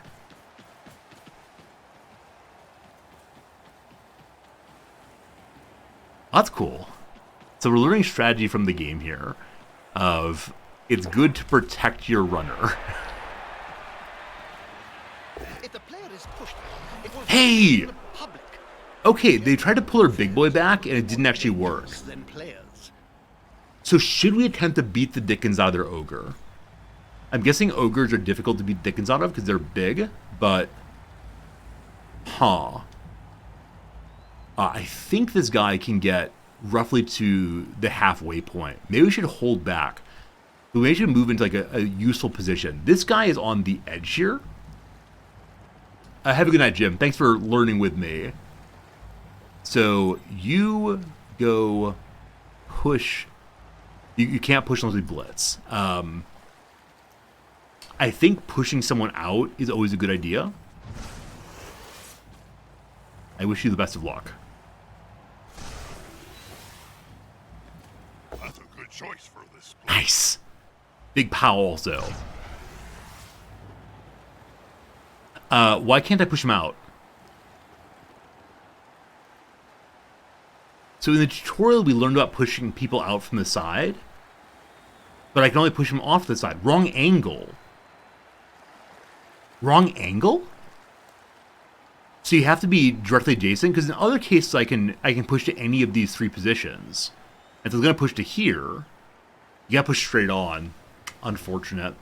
Well, what a waste, what a waste, what a waste. That'll help a player move without risk. How are they going to catch or run with a ball if they're constantly writhing around on the ground?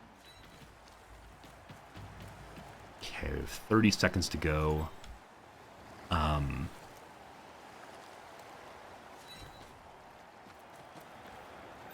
I opened a bit of hole. I shouldn't have done that. 13 seconds. I just want to get people in and on those. Got any strategy for the coach here, Bob? Hit stuff? Okay, lots of players are still open and loose. We still have no reserve time. Rough. I wasted it all in the first half.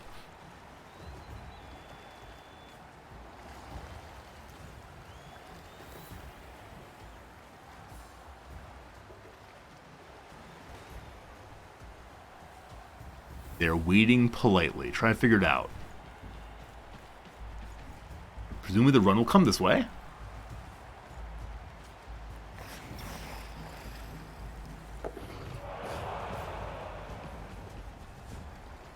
Their big guy's back up. We have one person on him. I would like to have moved more people in, but we ran out of time, unfortunately. And we have rerolls again. Are treated on equally bad footing. Never trust an elf who starts talking about equality. Okay, there's the runner. Recognize the worst The runner player came out front. I didn't expect that to happen. Like, really and sincerely did not expect it to happen.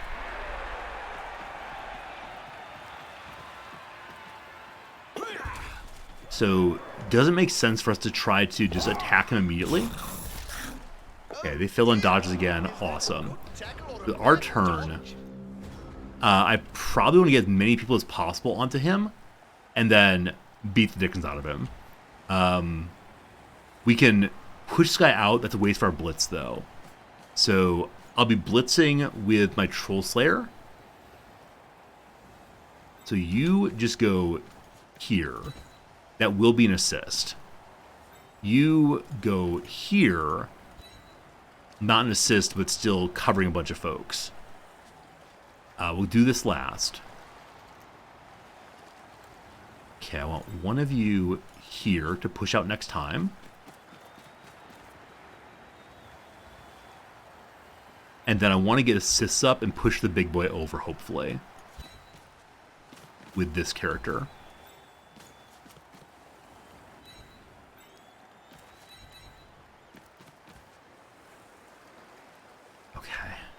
You've not moved yet. We have a minute left still.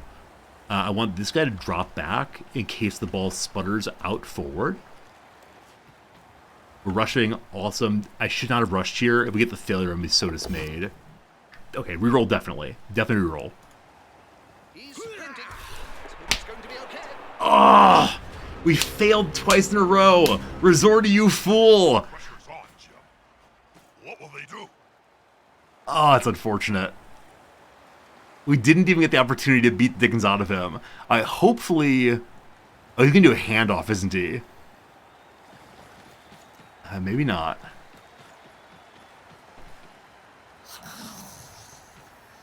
I'm actually really bummed about that mistake.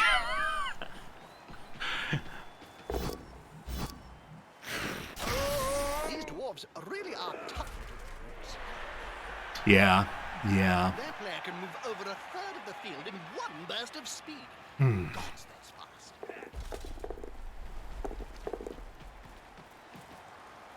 Whole bunch of dodging.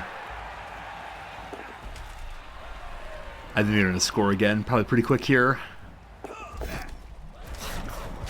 A timidity really worst reward. Now that dodge did not work out. So, Oh, I can't can I get believe someone it. here? So many fails. Yes. What is this? A blind We can halfling's magic? blitz on that. We will be doing that. Can I get you into position to assist? I believe so.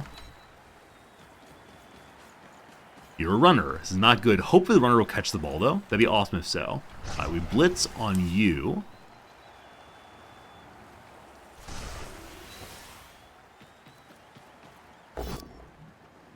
A pow. Amazing. Pow this way. And then we have to block again, which means that I can... I can then... No, I can't. I thought we had to attack twice. With Frenzy here. That's only on blocks. That's not on blitzes. Cool. But you can move if you want to. No reason to do so. So next turn we can have him go there. You're still available as a runner. Get the ball. A little bit of goal line stand action. Be blunt here. If you can't pick the ball, then what? We failed picking the ball twice? We failed picking the ball twice on our runner?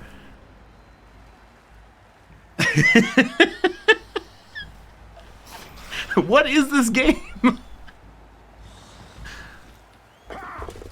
Oh, good dodges, man. He failed also. A little bit of fumble fun. Or we're witnessing a bunch of witless incompetence, Bob. I want to knock back here to let my runner go through. Please don't fail. There's only one word to say about this, Bob. Not a word. Stumble is good in this case. I do not want to follow through.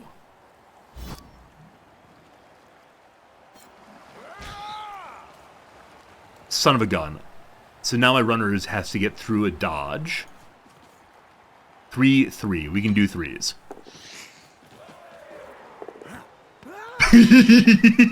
Okay, we got the ball finally. Ball under control. Glorious. You can now run again.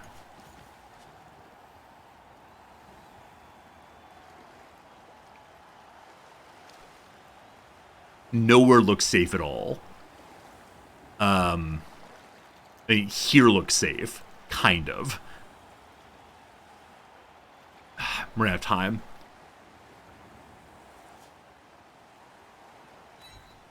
I'm gonna hope that this guy come back and protect. You get up. You get up. We can blitz still.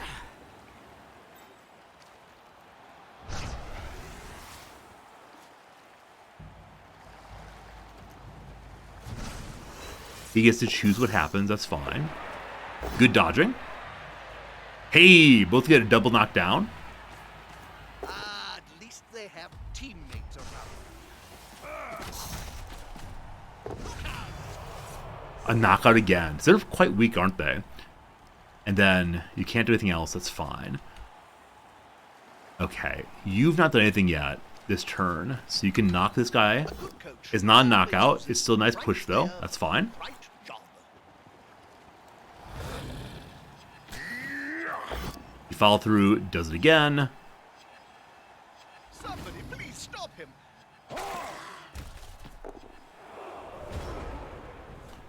Okay. Hopefully the runner can hold on.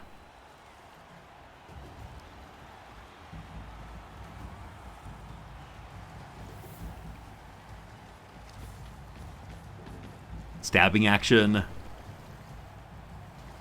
Did he not get to attack? He didn't. He didn't. Okay. Should they be stamping on the player's neck with those There you go. boots that hard? Ball's free again. Not looking. So yes. They picked up the ball. I suppose I should say something memorable or funny. That's pretty cool.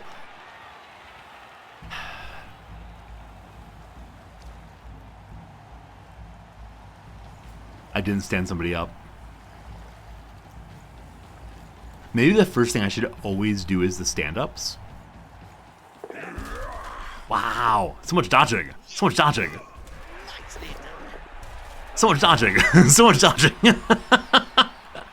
Alright, so they got a whole bunch of dodging and a whole bunch of getting safe on the field. They failed, though, ultimately good. Alright, stand up this guy. Don't try that kind of. Come on, Cabbage, you can do it! And then he can do additional movement if he wants to. He's a Troll Slayer. I'd love to get him somewhere useful. Click him? What's going on? I can't go off this player? Hello? Video game? Alright, now we can. Cool. Alright, so we can't really go anywhere useful with him. We can get another assist here. Surely we'll get the rushes okay.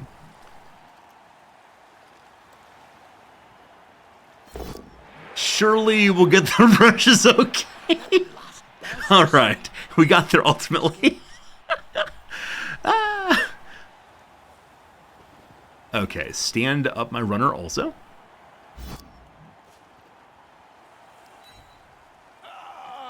You're also a runner, correct. Good. I would like to get you somewhere useful. If we go here, surely we'll get the rushes okay. Good. Now, you can't attack, but you can hand help with a blitz in a moment. I would like to attack Big Boy. So... where's my other Troll Slayer guy? You? You're Blitzer.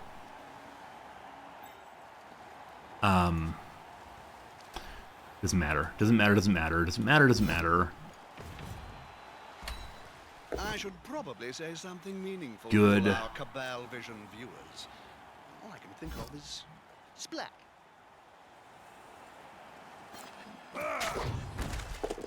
8 seconds left.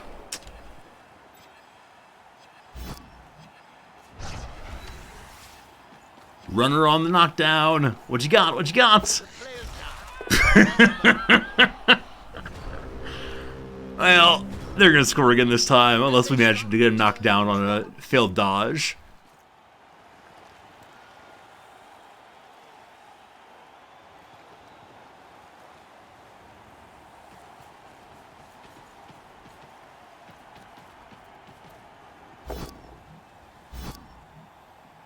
Okay, because they had a good knockback there, there's now no dodge on the dodge needed on the runner. So the runner just runs it in, I believe. Yep. The losing team really needs to up their game if they want to stay in contention. Lovely dancing. Rat people. Good to good. They simply have a better dock, or they hit harder. Poor little dwarf friends. You deserve better leadership than we've been getting so far. Some say they know best, but I'm not so sure. Alright, this time we were getting the ball kicked off to us. So runner guy. Oh, this is the same setup as last time. Good. The runner guy, you're going to go all the way to here. And the other runner guy, actually, let's put one left, one right. Yeah, seems fun. And then, here we go. Here we go, here we go. And the apoth wanders in. Uncertain weather. Changing weather. Weather conditions are determined once again. New result applies immediately. If the result is perfect weather, the ball will scatter before landing. Cool. It's very sunny. Oh, what a nice kick that was. Holy cow. Alright, you get that ball. Awesome. You do not rush, you just run. Okay. Step in, blitz.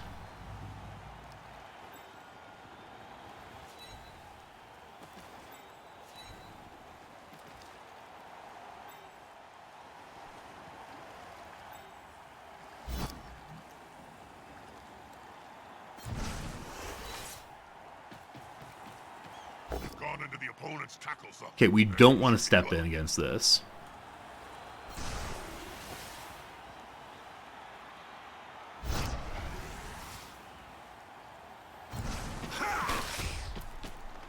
And the reason I don't want to is because I want to make sure that this guy can catch it and try and come through here.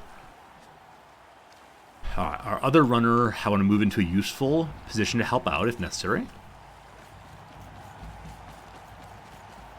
Both of you step in also.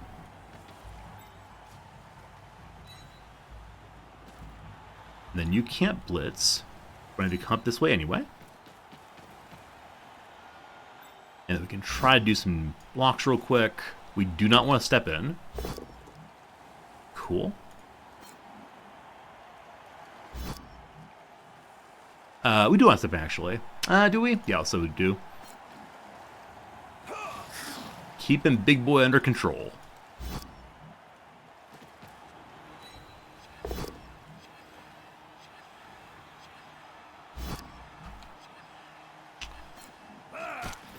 Push on Big Boy! Push on Big Boy! Didn't quite get there. Let's see what they do. We have the ball here. They're calculating, they're thinking. Hey, Cajun Killa, how big is the bowl of blood? Looking pretty big. We're definitely losing pretty badly. Alright, so they decide to run their runner right up the middle. As a thrower. They actually have a thrower. I have not seen a single pass yet. Oh, you know what? So the AI went back and defended their runner. Instead, I'm engaging their people. I don't know if it's a mistake on my part. We'll see. That's how all the blood's here. Yeah, I've actually yet to get the ball into the opponent's side, even a single time. Okay, runner guy. His strength is 2, minus 3. This is the rush.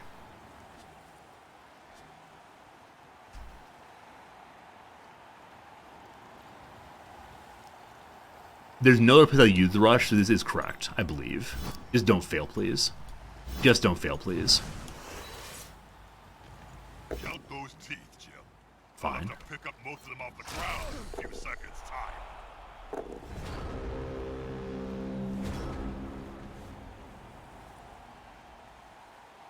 I guess both fall down does count as a failed action. Unfortunate.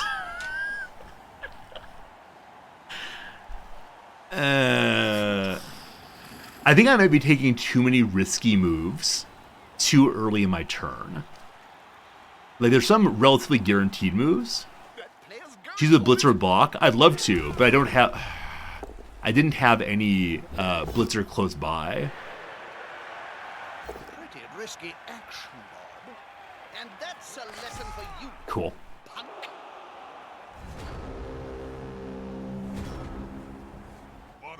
punk. These are both knocked out. Runner's fine. He protected himself. That little stiff arm there. I'd like to open up some running room if possible. So we're going to open running room on the sideline, I believe. So you push you. Cool. Fall through. That's my blitzer. I'd like to push this guy also. We can't push after moving. It's fine. Just block him. And you can block him. You can't argue with that call, can you, Bob? I think that's a good idea. I'm not sure it's a good idea. Push him this way where we'll still be blocked out by that guy. And follow through, yes.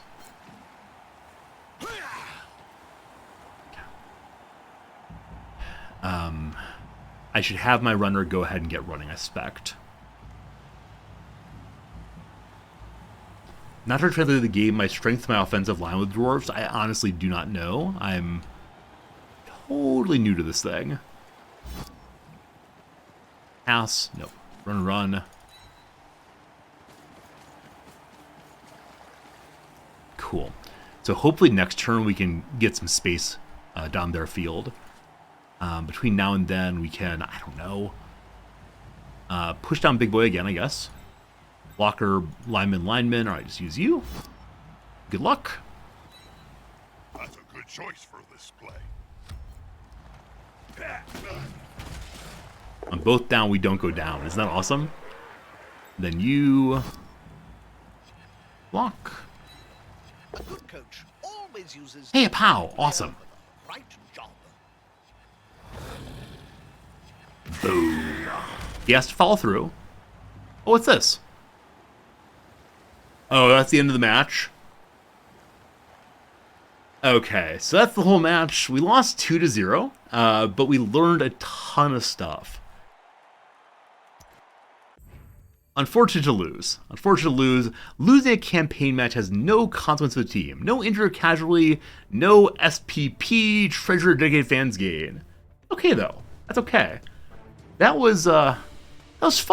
That was fun. Especially with the, I don't want to say this part was fun. The part that was not fun was the timer.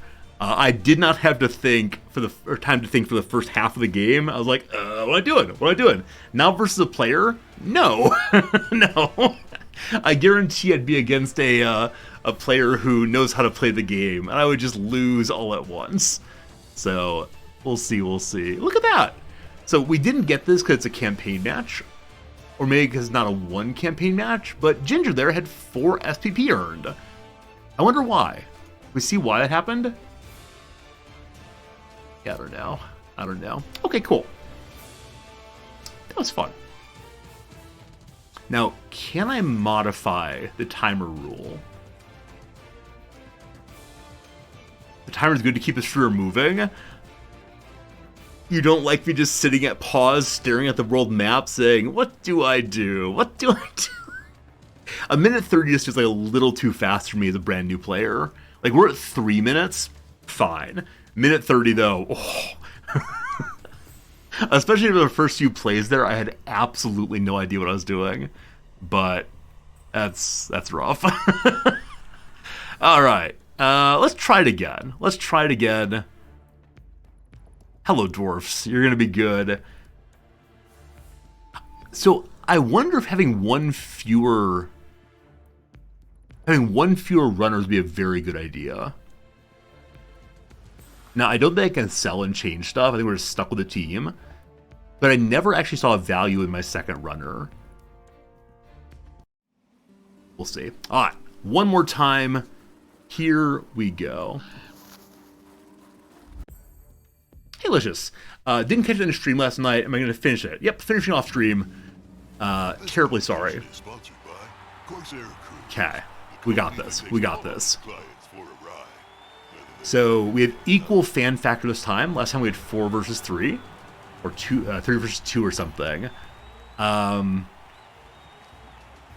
didn't actually need my doctor, but if I don't hire them, I will need the doctor. We then also got a few of the extra rolls. They didn't help that much. Oh, I didn't change our formation. I'm gonna have to do it manually again. We'll get it though. Time for the flip. This time it comes up. For one of those teams, this match is We are receiving again. So I need to change formation. We'll need to do it the one time we're fine. So, runner guy, you go back here. Blocker guy, you go up here. Runner guy, back you go. Troll Slayer, I think I put you here. Blocker guy in.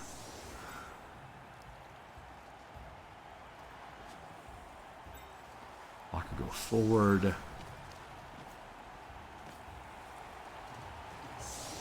Can I save the formation during a game?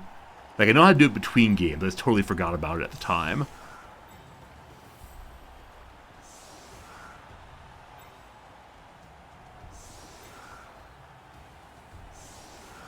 The blue diskette. Blue diskette. There it is, thank you. Okay, I'll wait until it's totally put together, but lineman, blitzer, slayer, lineman, troll slayer. I'm not sure he's in good position here, honestly, but I don't know how to think about that really. So, that's a formation. I'm going to call this one, that's a formation. Hopefully that works. All right. Here comes knowing what we're doing. Go fight win. And there's the apothecary. Some say they know best. Brilliant coaching. For each manager, D6 results add to his number of assistant coaches. The manager with the highest result gains a team reroll that must be used during the driver lost. Do I have no assistants? Oh wow, they did like an onside kick thing. Nonsense. Absolute nonsense. So they found the contrast or the challenge to my formation. So what is the chance of my Slayer picking this up? 4 or higher. Let's not do that. So can runner get there? Runner can get there. Just don't bobble it. Cool.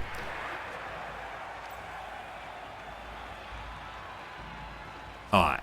I'm going to want the Slayer to be free to protect the runner. Let's think. Okay,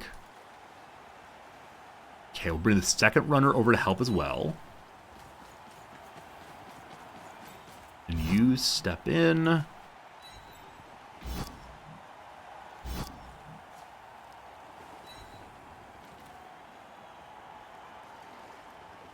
Okay, so last match, I pushed in hard on both sides, and they were kind of just locked up in the middle. I think I'm going to leave us out this way. We'll call this the wing line formation. And then we'll protect our dude on this side. So we'll have our Blitzer, not blitz. Let's move him to the middle here. Go one farther, actually.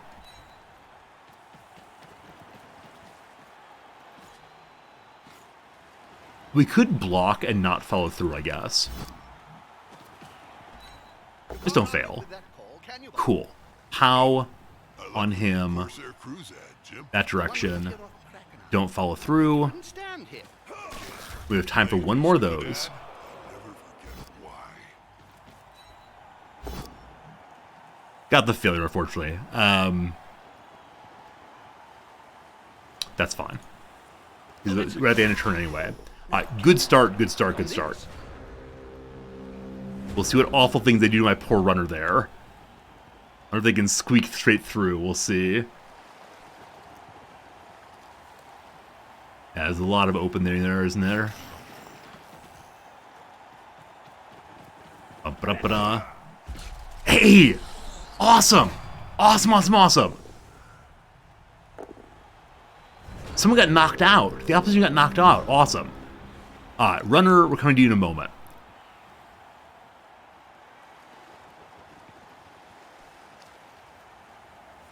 Okay, as before, I'm going to try to run down the sideline. I know it's dangerous, but I think it's a good idea. So, push here. Can't argue with that call, can you? Fine. Push him this way and follow through. Looks like the players have finally remembered we're not playing soccer. You the same thing. Pow, awesome.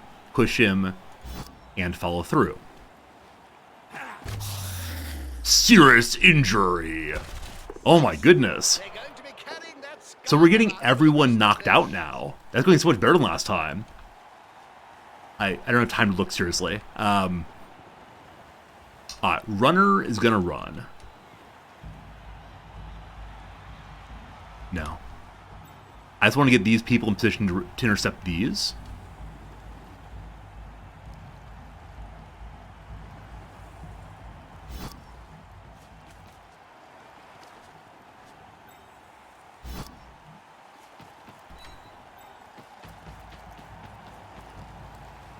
We could move them into rush space. I'm not going to do that, though.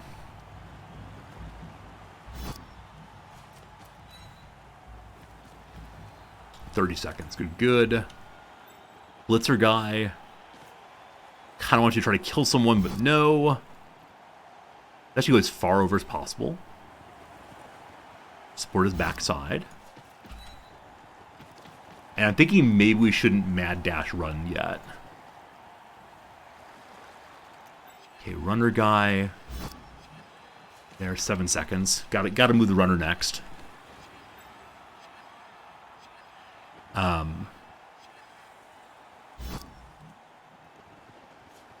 That may be too far.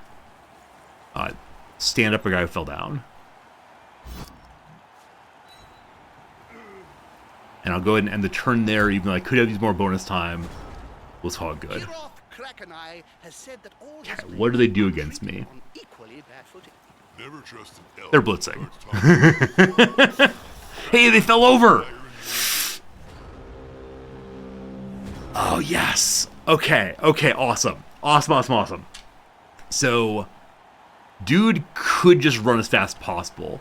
We get him support with the Slayer as well. So you get pushing that way. Nice. And follow through, yes. Awesome.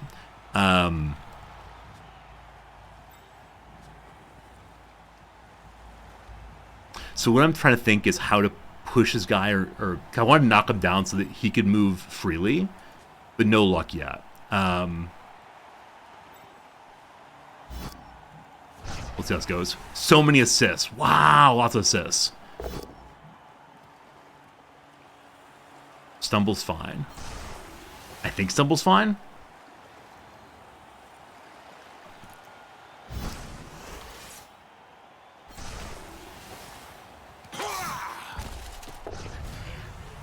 More chaos, more good. Alright, so you move way over to there. 50 seconds still. Cool. Set up a blocking line.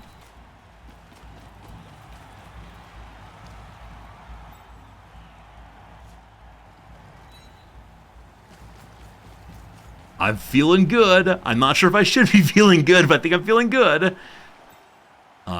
More linemen. Gosh, I want to take the rush. No, play conservatively. And tuck the runner inside.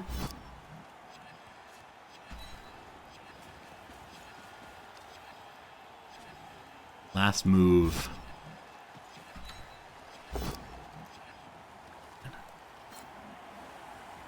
Follow through, yes.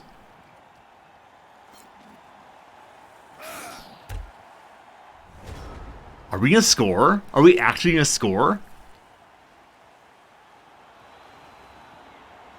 Maybe I should tuck it in one more.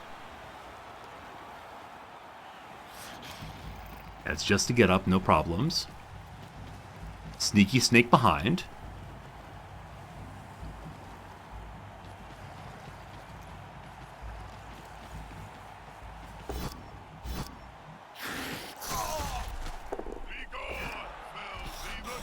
Okay, am I allowed to step diagonally?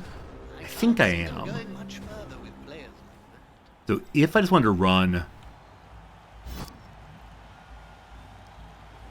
we can rush for a touchdown. We can rush for a touchdown. I'm going to try it for sure. For sure. Slayer can go for the blitz. Yeah. Okay, both downs. Doesn't go down. Awesome. So because that's not a success, he can't attack again. That's all right.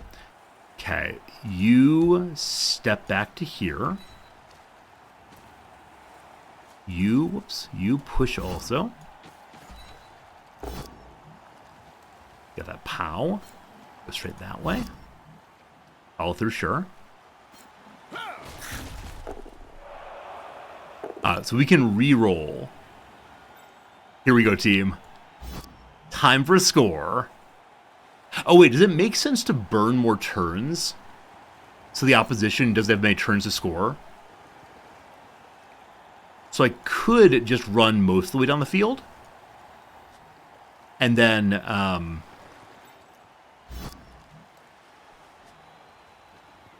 yeah. No. I don't know. That's an advanced strategy, I'm guessing. Just go for the win. Go for the win, go for the win. Please don't fall over. Please don't fall over. Please don't fall over. Reroll good. There we go. We scored. That's our first actual score in the game. So I definitely understand the advantage of not going for the score right away, but just to be able to score once. So cool. So cool. So cool. All right. That in their dreams, at least, they're winning this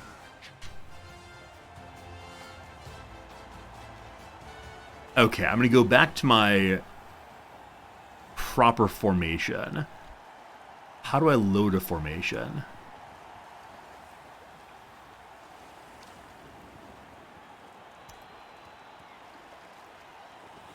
Oh, here, pick between them.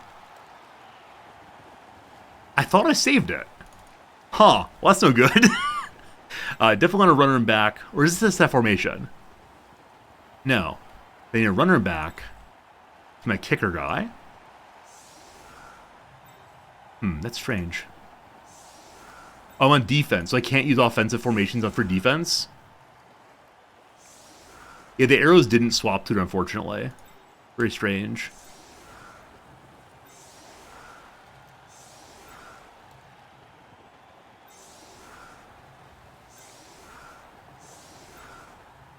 Troll Slayer, good. You're a blocker. I'm missing a runner. There he is. 30 seconds to go. Spare runner in the middle. Cool, I like it. Let's go, let's go. Here comes our kickoff. And the apoth Fine. wanders in. Where are we aiming for? No, you kick. You kick. It did some fun offsides nonsense last time, or onside nonsense, but I don't know how to think about that. So let's boot it all down the field. An early advantage. But as we watch this kickoff, we have to ask, will it last? Each manager D6 will add to cheerleader's number, whereas more gains a prayer to Nuffle, not yet active. Bad habits. D3 opposition players without loner trait available to drive gain loner until the end of the drive. I don't know what that means. So they did get the ball. I may have kicked it right to them, or I don't know. Hey Grubzilla, how you doing? What you doing, video game? What you do? Oh, here we go. They're just too fast. Break some legs, please. So they're It's too speedy. lining up in the middle.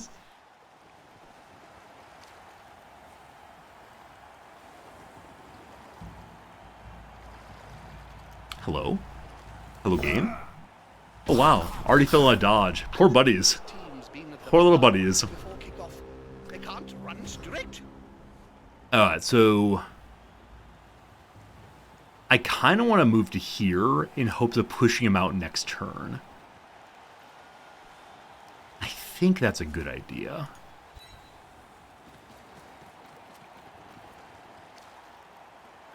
Okay, and then clearly my runner needs to come forward to be helpful. We don't know which side they're going yet, so I'm just going to stack my runners in the middle. Click correctly. Okay, we then engage on both of you. Okay. My Slayer and my Blitzer, I want to think seriously about how to deploy. For now, as usual, we just push here. Both knocked down. It's fine on our blockers. We both block, so no one gets knocked down at all. So this person is free right now. I'm going to have them step in. And that does give an assist for this player trying to knock down the big boy. In these conditions, it's just crazy. So defender stumbles or push. Rerolls. Straight through. Nice. Okay, so this Slayer... Guess I'll just step in on both of them and then respond once they've... Well, No, let's just step up a little bit and then hang out. That way we're not overcommitted to whichever side. Seems good. Kirov Krakenai has said that all his players are treated on equal. All right, rats. What you Never trust doing? an elf who starts talking about equality. Krakenai's the worst liar in the old world. That was quite scary green over there. They recover. Seems like they're going left. Which, I mean, they're right. More stacking up.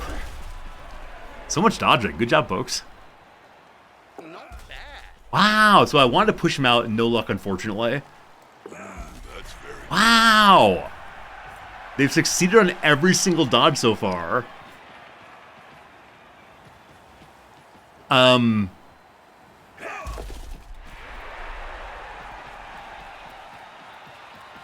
So clearly I blitz, right? Like there's no doubt about it. Blitzing is the move here. So I want to have one character in this spot and one in this spot and then blitz straight through, I believe. So blocker guy, just go stand there. Blocker guy, just go stand there. Reroll. Does the coach realize the odds are against him? does he care? I got overly aggressive on the, Surrounded let's by set up for arrows assists. like that. I hope he knows what Ah, he's it's too bad. I was planning to have my blitzer here, then come and blitz, but...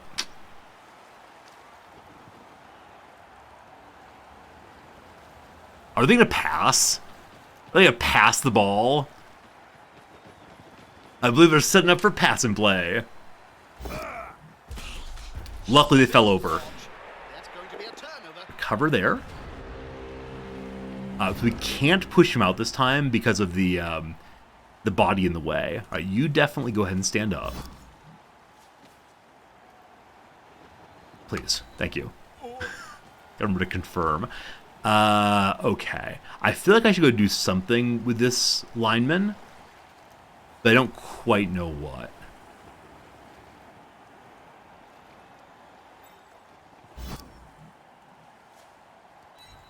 That's a dangerous place to be. Yeah, I don't like being on the side here, but I feel like we should engage him in it. We can't. All right, now we blitz here.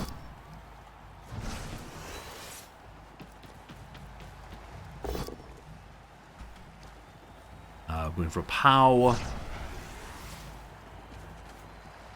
Only push him that way, unfortunately. We don't want to follow through. He fumbles the ball, correct? Good. The ball is not in a place we can get it easily, but it's all right. And then, let's move our runners over. No, apparently you can't diagonal push him out. It has to be a straight push, unfortunately. You go back to here.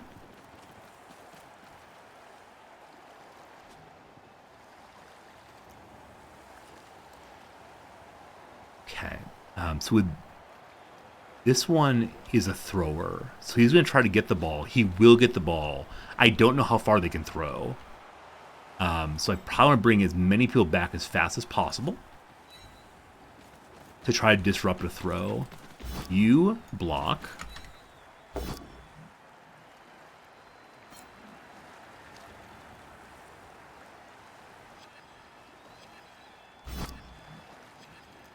Good call. Intimidation is the key. Sorry. Hey, knockout, nice. Player later, if they wake. Now that's a holding maneuver, if ever I saw one. Please move. Oh, validate. Shoot. So we're now burning our extra time. That's okay. Okay, then you just go stand over here. We can go for the rush. If we fall, it's fine. All sorts of spread out. And good rushing. Nice.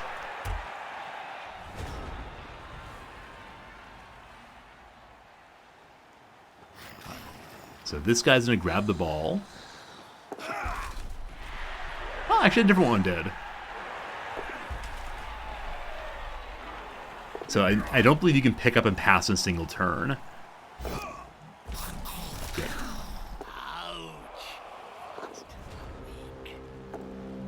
They have another stun. Amazing. So, can you blitz this turn? You can. We'd like you. You just go stand with this guy.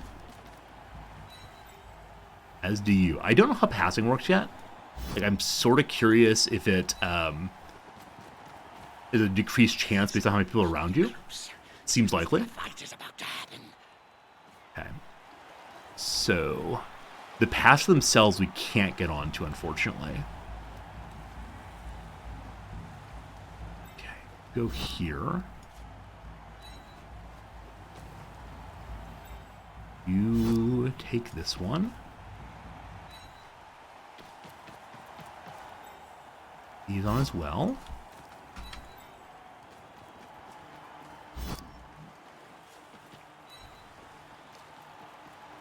In case of a pass, I'm going to run a runner back to hopefully catch the bobbled ball. I should move both of them back for the same thing. Hey, am I having fun? Absolutely. I'm still figuring it out, but I'm having a lot of fun figuring it out. I feel like the puzzle I'm still trying to learn how to solve. And then you, I wish you the best of luck. Shove him out the back. A fail.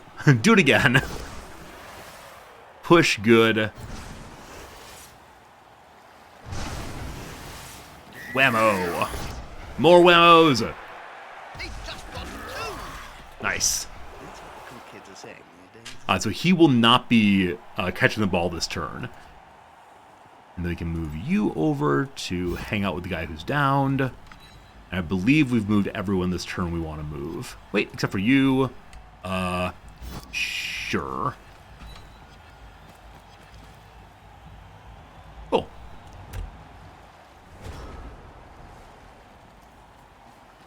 Does the throw come now? Right, he gets back up.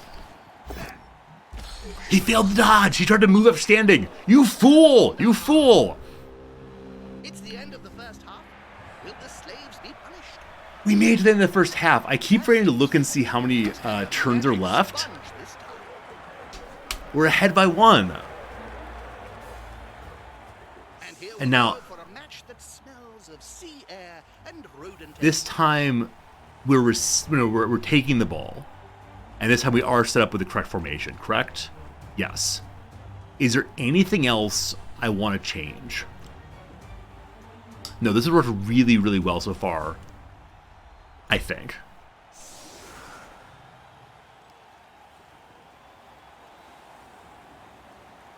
Okay, and then here comes the kickoff. Let's try to dump it back in the corner.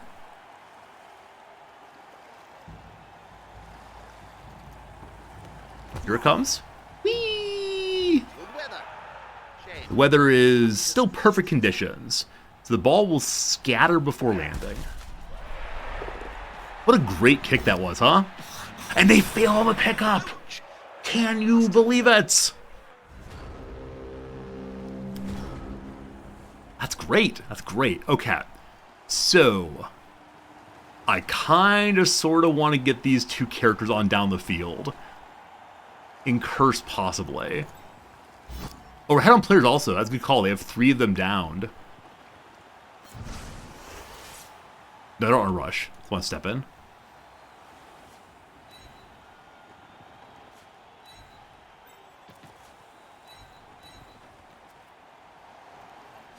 Same thing over here.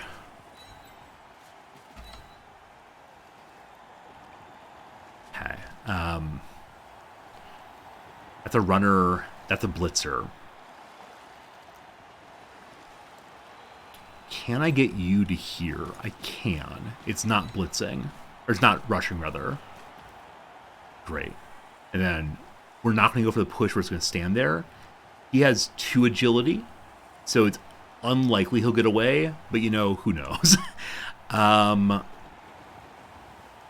Okay, this is my runner. The runner can't possibly get all the way down, so they probably are going to pick up, and so I shouldn't go overly far in. Big boy here, I'm just going to dump you to here for right now. Go here, actually. Is a potato and spice team. All the players are named after vegetables. Mostly root vegetables, in fact. Okay, you go for push. A good coach always uses Great. right Big player, pow, big right good. job. And we do want to follow through. I believe that gives an assist bonus. Here. Yep. The pow. The pow. The pow. The pow. Oh, he's got the push. I'll push him to here so he's locked up with another player then. Hey, that play looked almost competent. Alright, so I should be ending my turn. I'm definitely into the excess time. We'll keep it going for a moment more. Just to get my runners forward. And we don't know which way they're going, so we'll just spread out.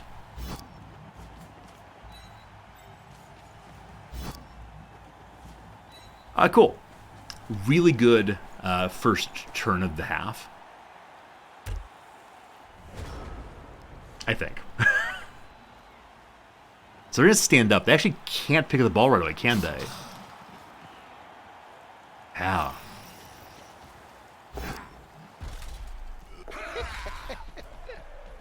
Hey, things are getting interesting.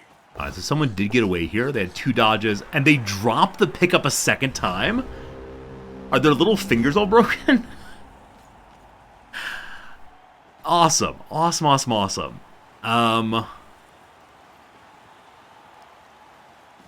What do I do then? This is great. Like, it's going too well, in fact.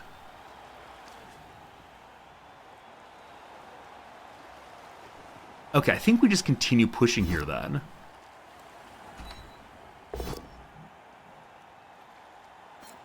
Is low agility good? Kapar, you're absolutely right. I keep forgetting how to think about low versus high agility. You are 100% correct. I just keep forgetting how it goes. Thank you for the good reminder. More injuries, more stuns. Wow. Good job, buddies. We haven't gone for a foul yet. I feel pretty good about that. You might be a good person. Foul 3, yes. Injured, badly hurt. Okay, so it seems like the rats are all getting knocked off the field now. I feel like we might be absolute bullies. Okay, same thing over here. Oh dear, I hope that player has More pals, more good. Written. Players can barely speak, Jim. I do want to step through. You should know. Yeah, I realize it is Blood Bowl, so I should be doing blood stuff, but it just feels strange to be knocking people out. A little stumble does not matter. Go through. Yes, yes, dwarf guy. Another big injury, more stuns. So both of them out for the next turn. In the middle then. So we got some assist fun here already. I'm sorry, only 8 seconds. Shoot.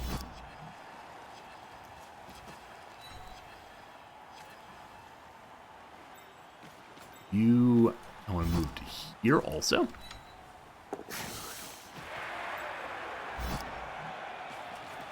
You go for that block. Is this going to be enough to come out on top?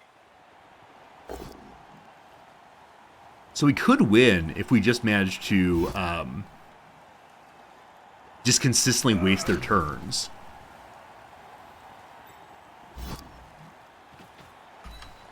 That's a good choice for this play. No one goes down. Fine.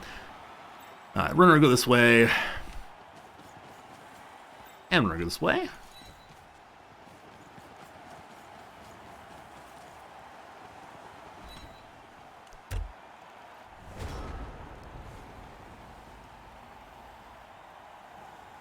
And try to pick up again. They must succeed. They fail again. They rerolled and got some good stuff there. That's good. Do trolls have a bigger perk for bigger opponents? I actually don't know. We'll need to look into that in a second. Yeah, I don't quite know what all my players do. But yeah, I think you're right. I think that troll slayers have a bonus against characters that are stronger than they are. Let's read on that real quick. It's my blitzer. It's Troll Slayer's U. Dauntless. When the player attempts a block or blitz on a target whose strength is higher than his own, a d6 result is added to the strength of the player. If total superior to the target's strength, the strength of the player is increased to be equal to that target. So I should be using him on the big boy probably. But he is in position to get down the field as the runner. Okay. I'd like... So none of these players are marked. So I'm going to use them on this guy first. Oh, too easy. Both down is fine on my blockers. Do they have block? The perk. We're not playing soccer. Andrea and Big Boy, he's out for a turn. Nice. And this is a place where we go for a foul, but no fouls allowed. Okay, I guess we can go for a blitz here. Come on, guys. Together. That helped the player move without risk. On the floor again. This team must like worms or something. So, I worry how far down I go. There's going to go around us, which I guess is okay. We'll set up here, though, and see what happens. Move the runners into position also to try to help with getting the ball. then I'm going to shift this guy to this, whoops, this other side here for when he gets back up. They'll stay there. Fine.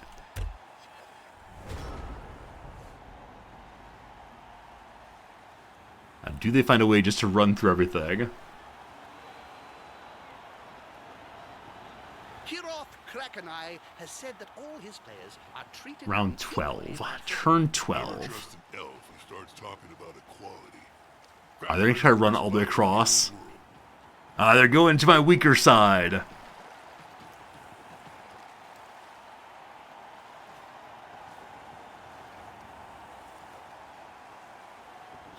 Luckily the big guy's out, so I can move these two linemen over.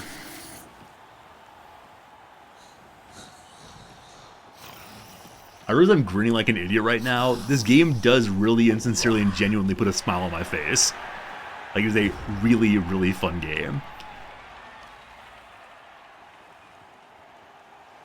Okay, so agility 3 plus, agility 3 plus the same. I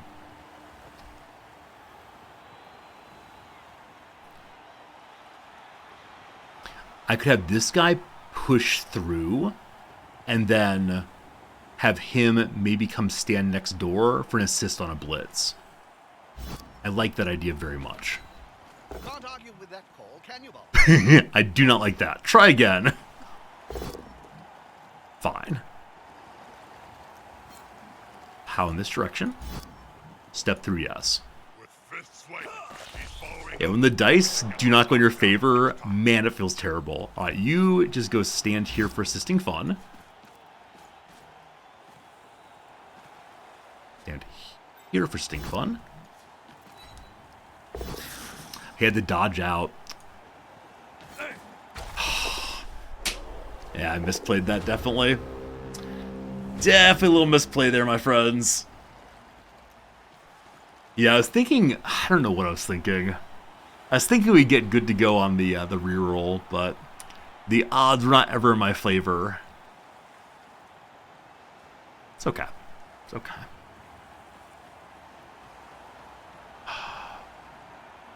It's probably 1-1, yeah. Cabal Vision HD comes with a range of new... Ooh, this could get interesting. I've heard stroking him on his belly or chin may calm him down.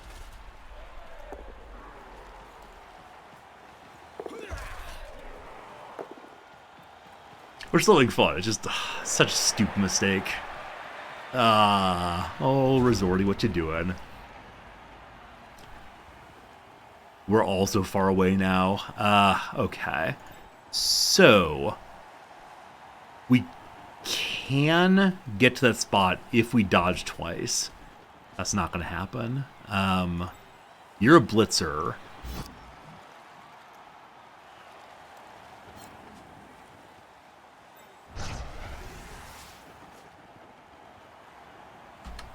Here comes the blitz. Here come, go. There's some dodging necessary. Let's hold off on that. We can't push him out the way.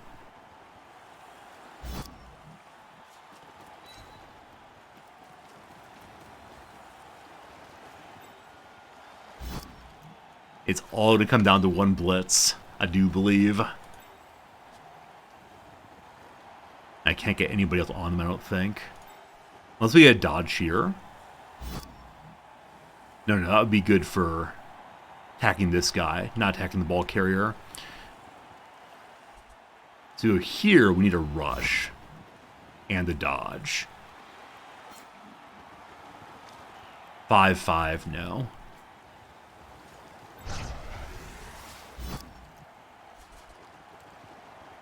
Wait, so why is Blitz guy not doing anything?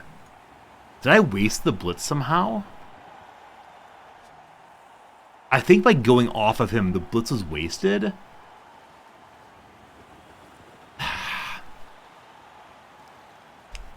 Yeah, I input something incorrectly, unfortunately. I moved off of him, it burned his turn. Yeah, Yeah, that's unfortunate. That's definitely just me not playing it quite correctly. Kirov Krakenai has said that all That's his okay. players are So to go from a loss to a draw, Never trust definitely an anyone who improvement. starts talking about equality. Krakenai's the worst liar in the old world. Good job, Build Rats. Good job to you all. Yeah, the two kind of minor, like, input errors or thoughtlessness errors is all of the problem there. That's okay. That's okay. Alright, so we have 3 turns figured out. I don't want to know why they can't practice at home. Alright, so ¿Dónde está the ball? Why do you have the ball, Spud? So they kick just over top of their big guy, and he has the ball now. Are you allowed to block while you have the ball? You are, in fact.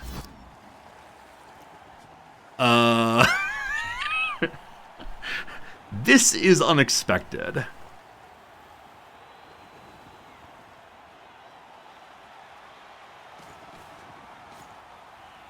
I could use my Troll Slayer to try to drive back Big Boy. We could all okay, let's just push the entire line and try to get disengaged. That's a good choice for this play. Fine.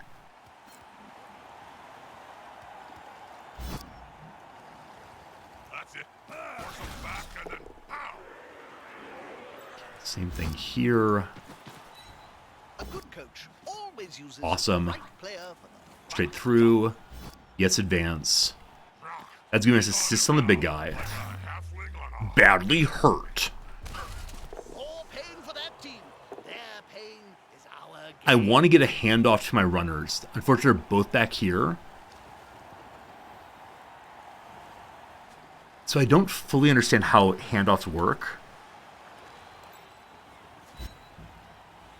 I think they're initiated by the person who has the ball. So I need to get the runners forward, I believe.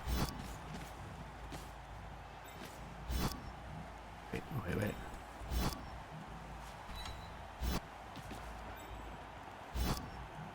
15 seconds.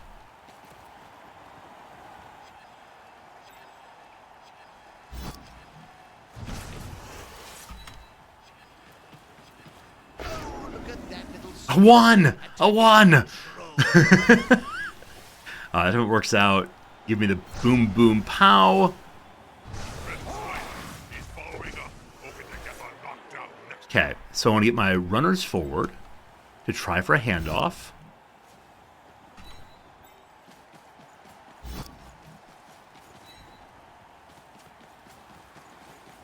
And they want the blitzer to move across to provide blocking.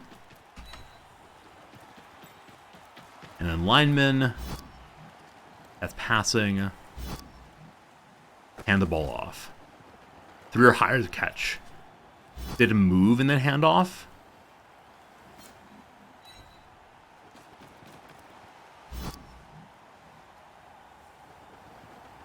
Huh. We'll start with a handoff next round then. I've often wondered who would win in a fight between you and Morgan Thorg. Contractual. Handoff's the move. Okay, I don't know if handing off allows you to move back first. What's happening down there? So we're not going to have turns yet on the field, unfortunately.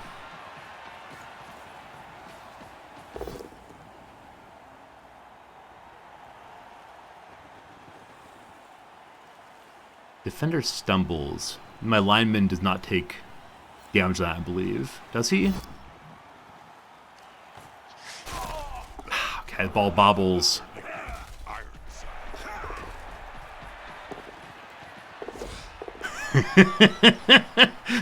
All my best plans fall apart.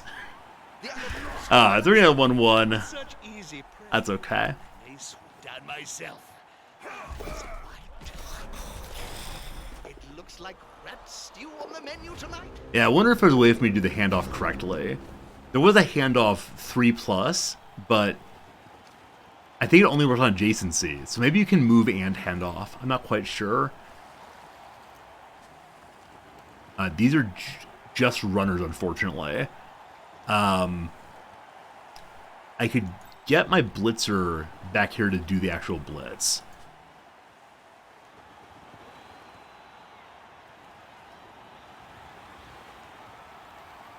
I don't think it matters, actually. I kind of wonder what happens at the end of the turn if it's just dead ball and a kickoff or something.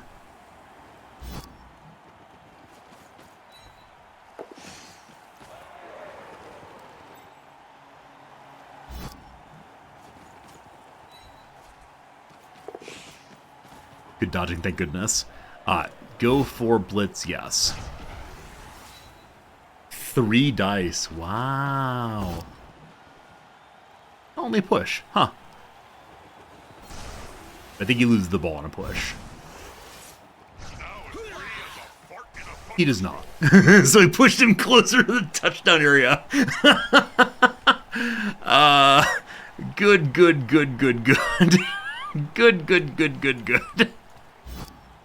Next turn we can push out on this character. And we'll go assist here. Oh, goodness, friends. Thank you for learning this game with me. This is going to be decisive.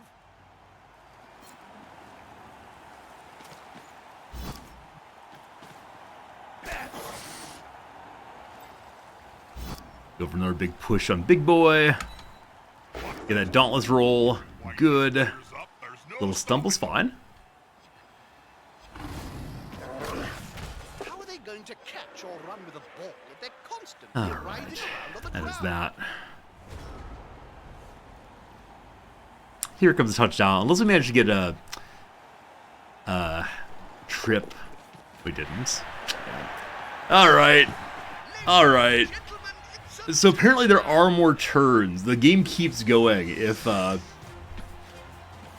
a tie. Now we know. All right. I thought I was ready to say we're getting a draw. We got that draw figured out, none of but the players seem to have awoken entirely didn't from quite their work out. Wait, why is the game still sleep. going? One heck of a Wait, why is the game still going? It should be over, shouldn't it? Are they going to force me to play another round? and the apoth wanders in. Players are gonna move. Okay, so you go there. With quick snap, you're allowed to move 1 step, apparently.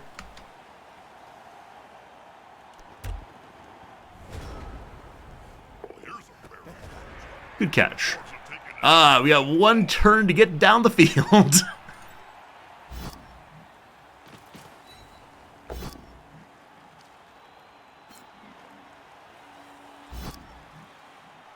Looks like the players have finally remembered we're not playing soccer.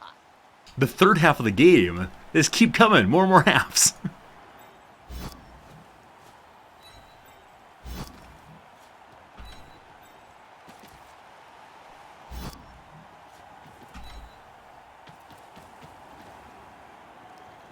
You go for push also. Fine, we don't both fall down.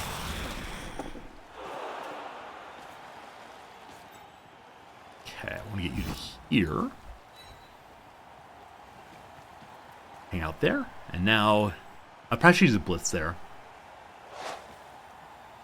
We go over pass. No. Alright, so you run. I expect this guy's going to dodge away and cause problems for my runner. But we'll see. Other runner becomes a blocker. I believe in the rush. He's sprinting. Let's hope it's going to be okay. That player's like a streak of lightning. Yeah, it's a streak of something, Jim, but I wouldn't call it lightning. Is at the end of the thing. 2 touchdowns to 1. There it goes. All right. I'm not quite sure why there was one more turn there, but we learned a lot. We did a lot better. I wasn't quite as embarrassed as last time. Still made some fundamental errors, but I feel like I'm improving a tiny little bit.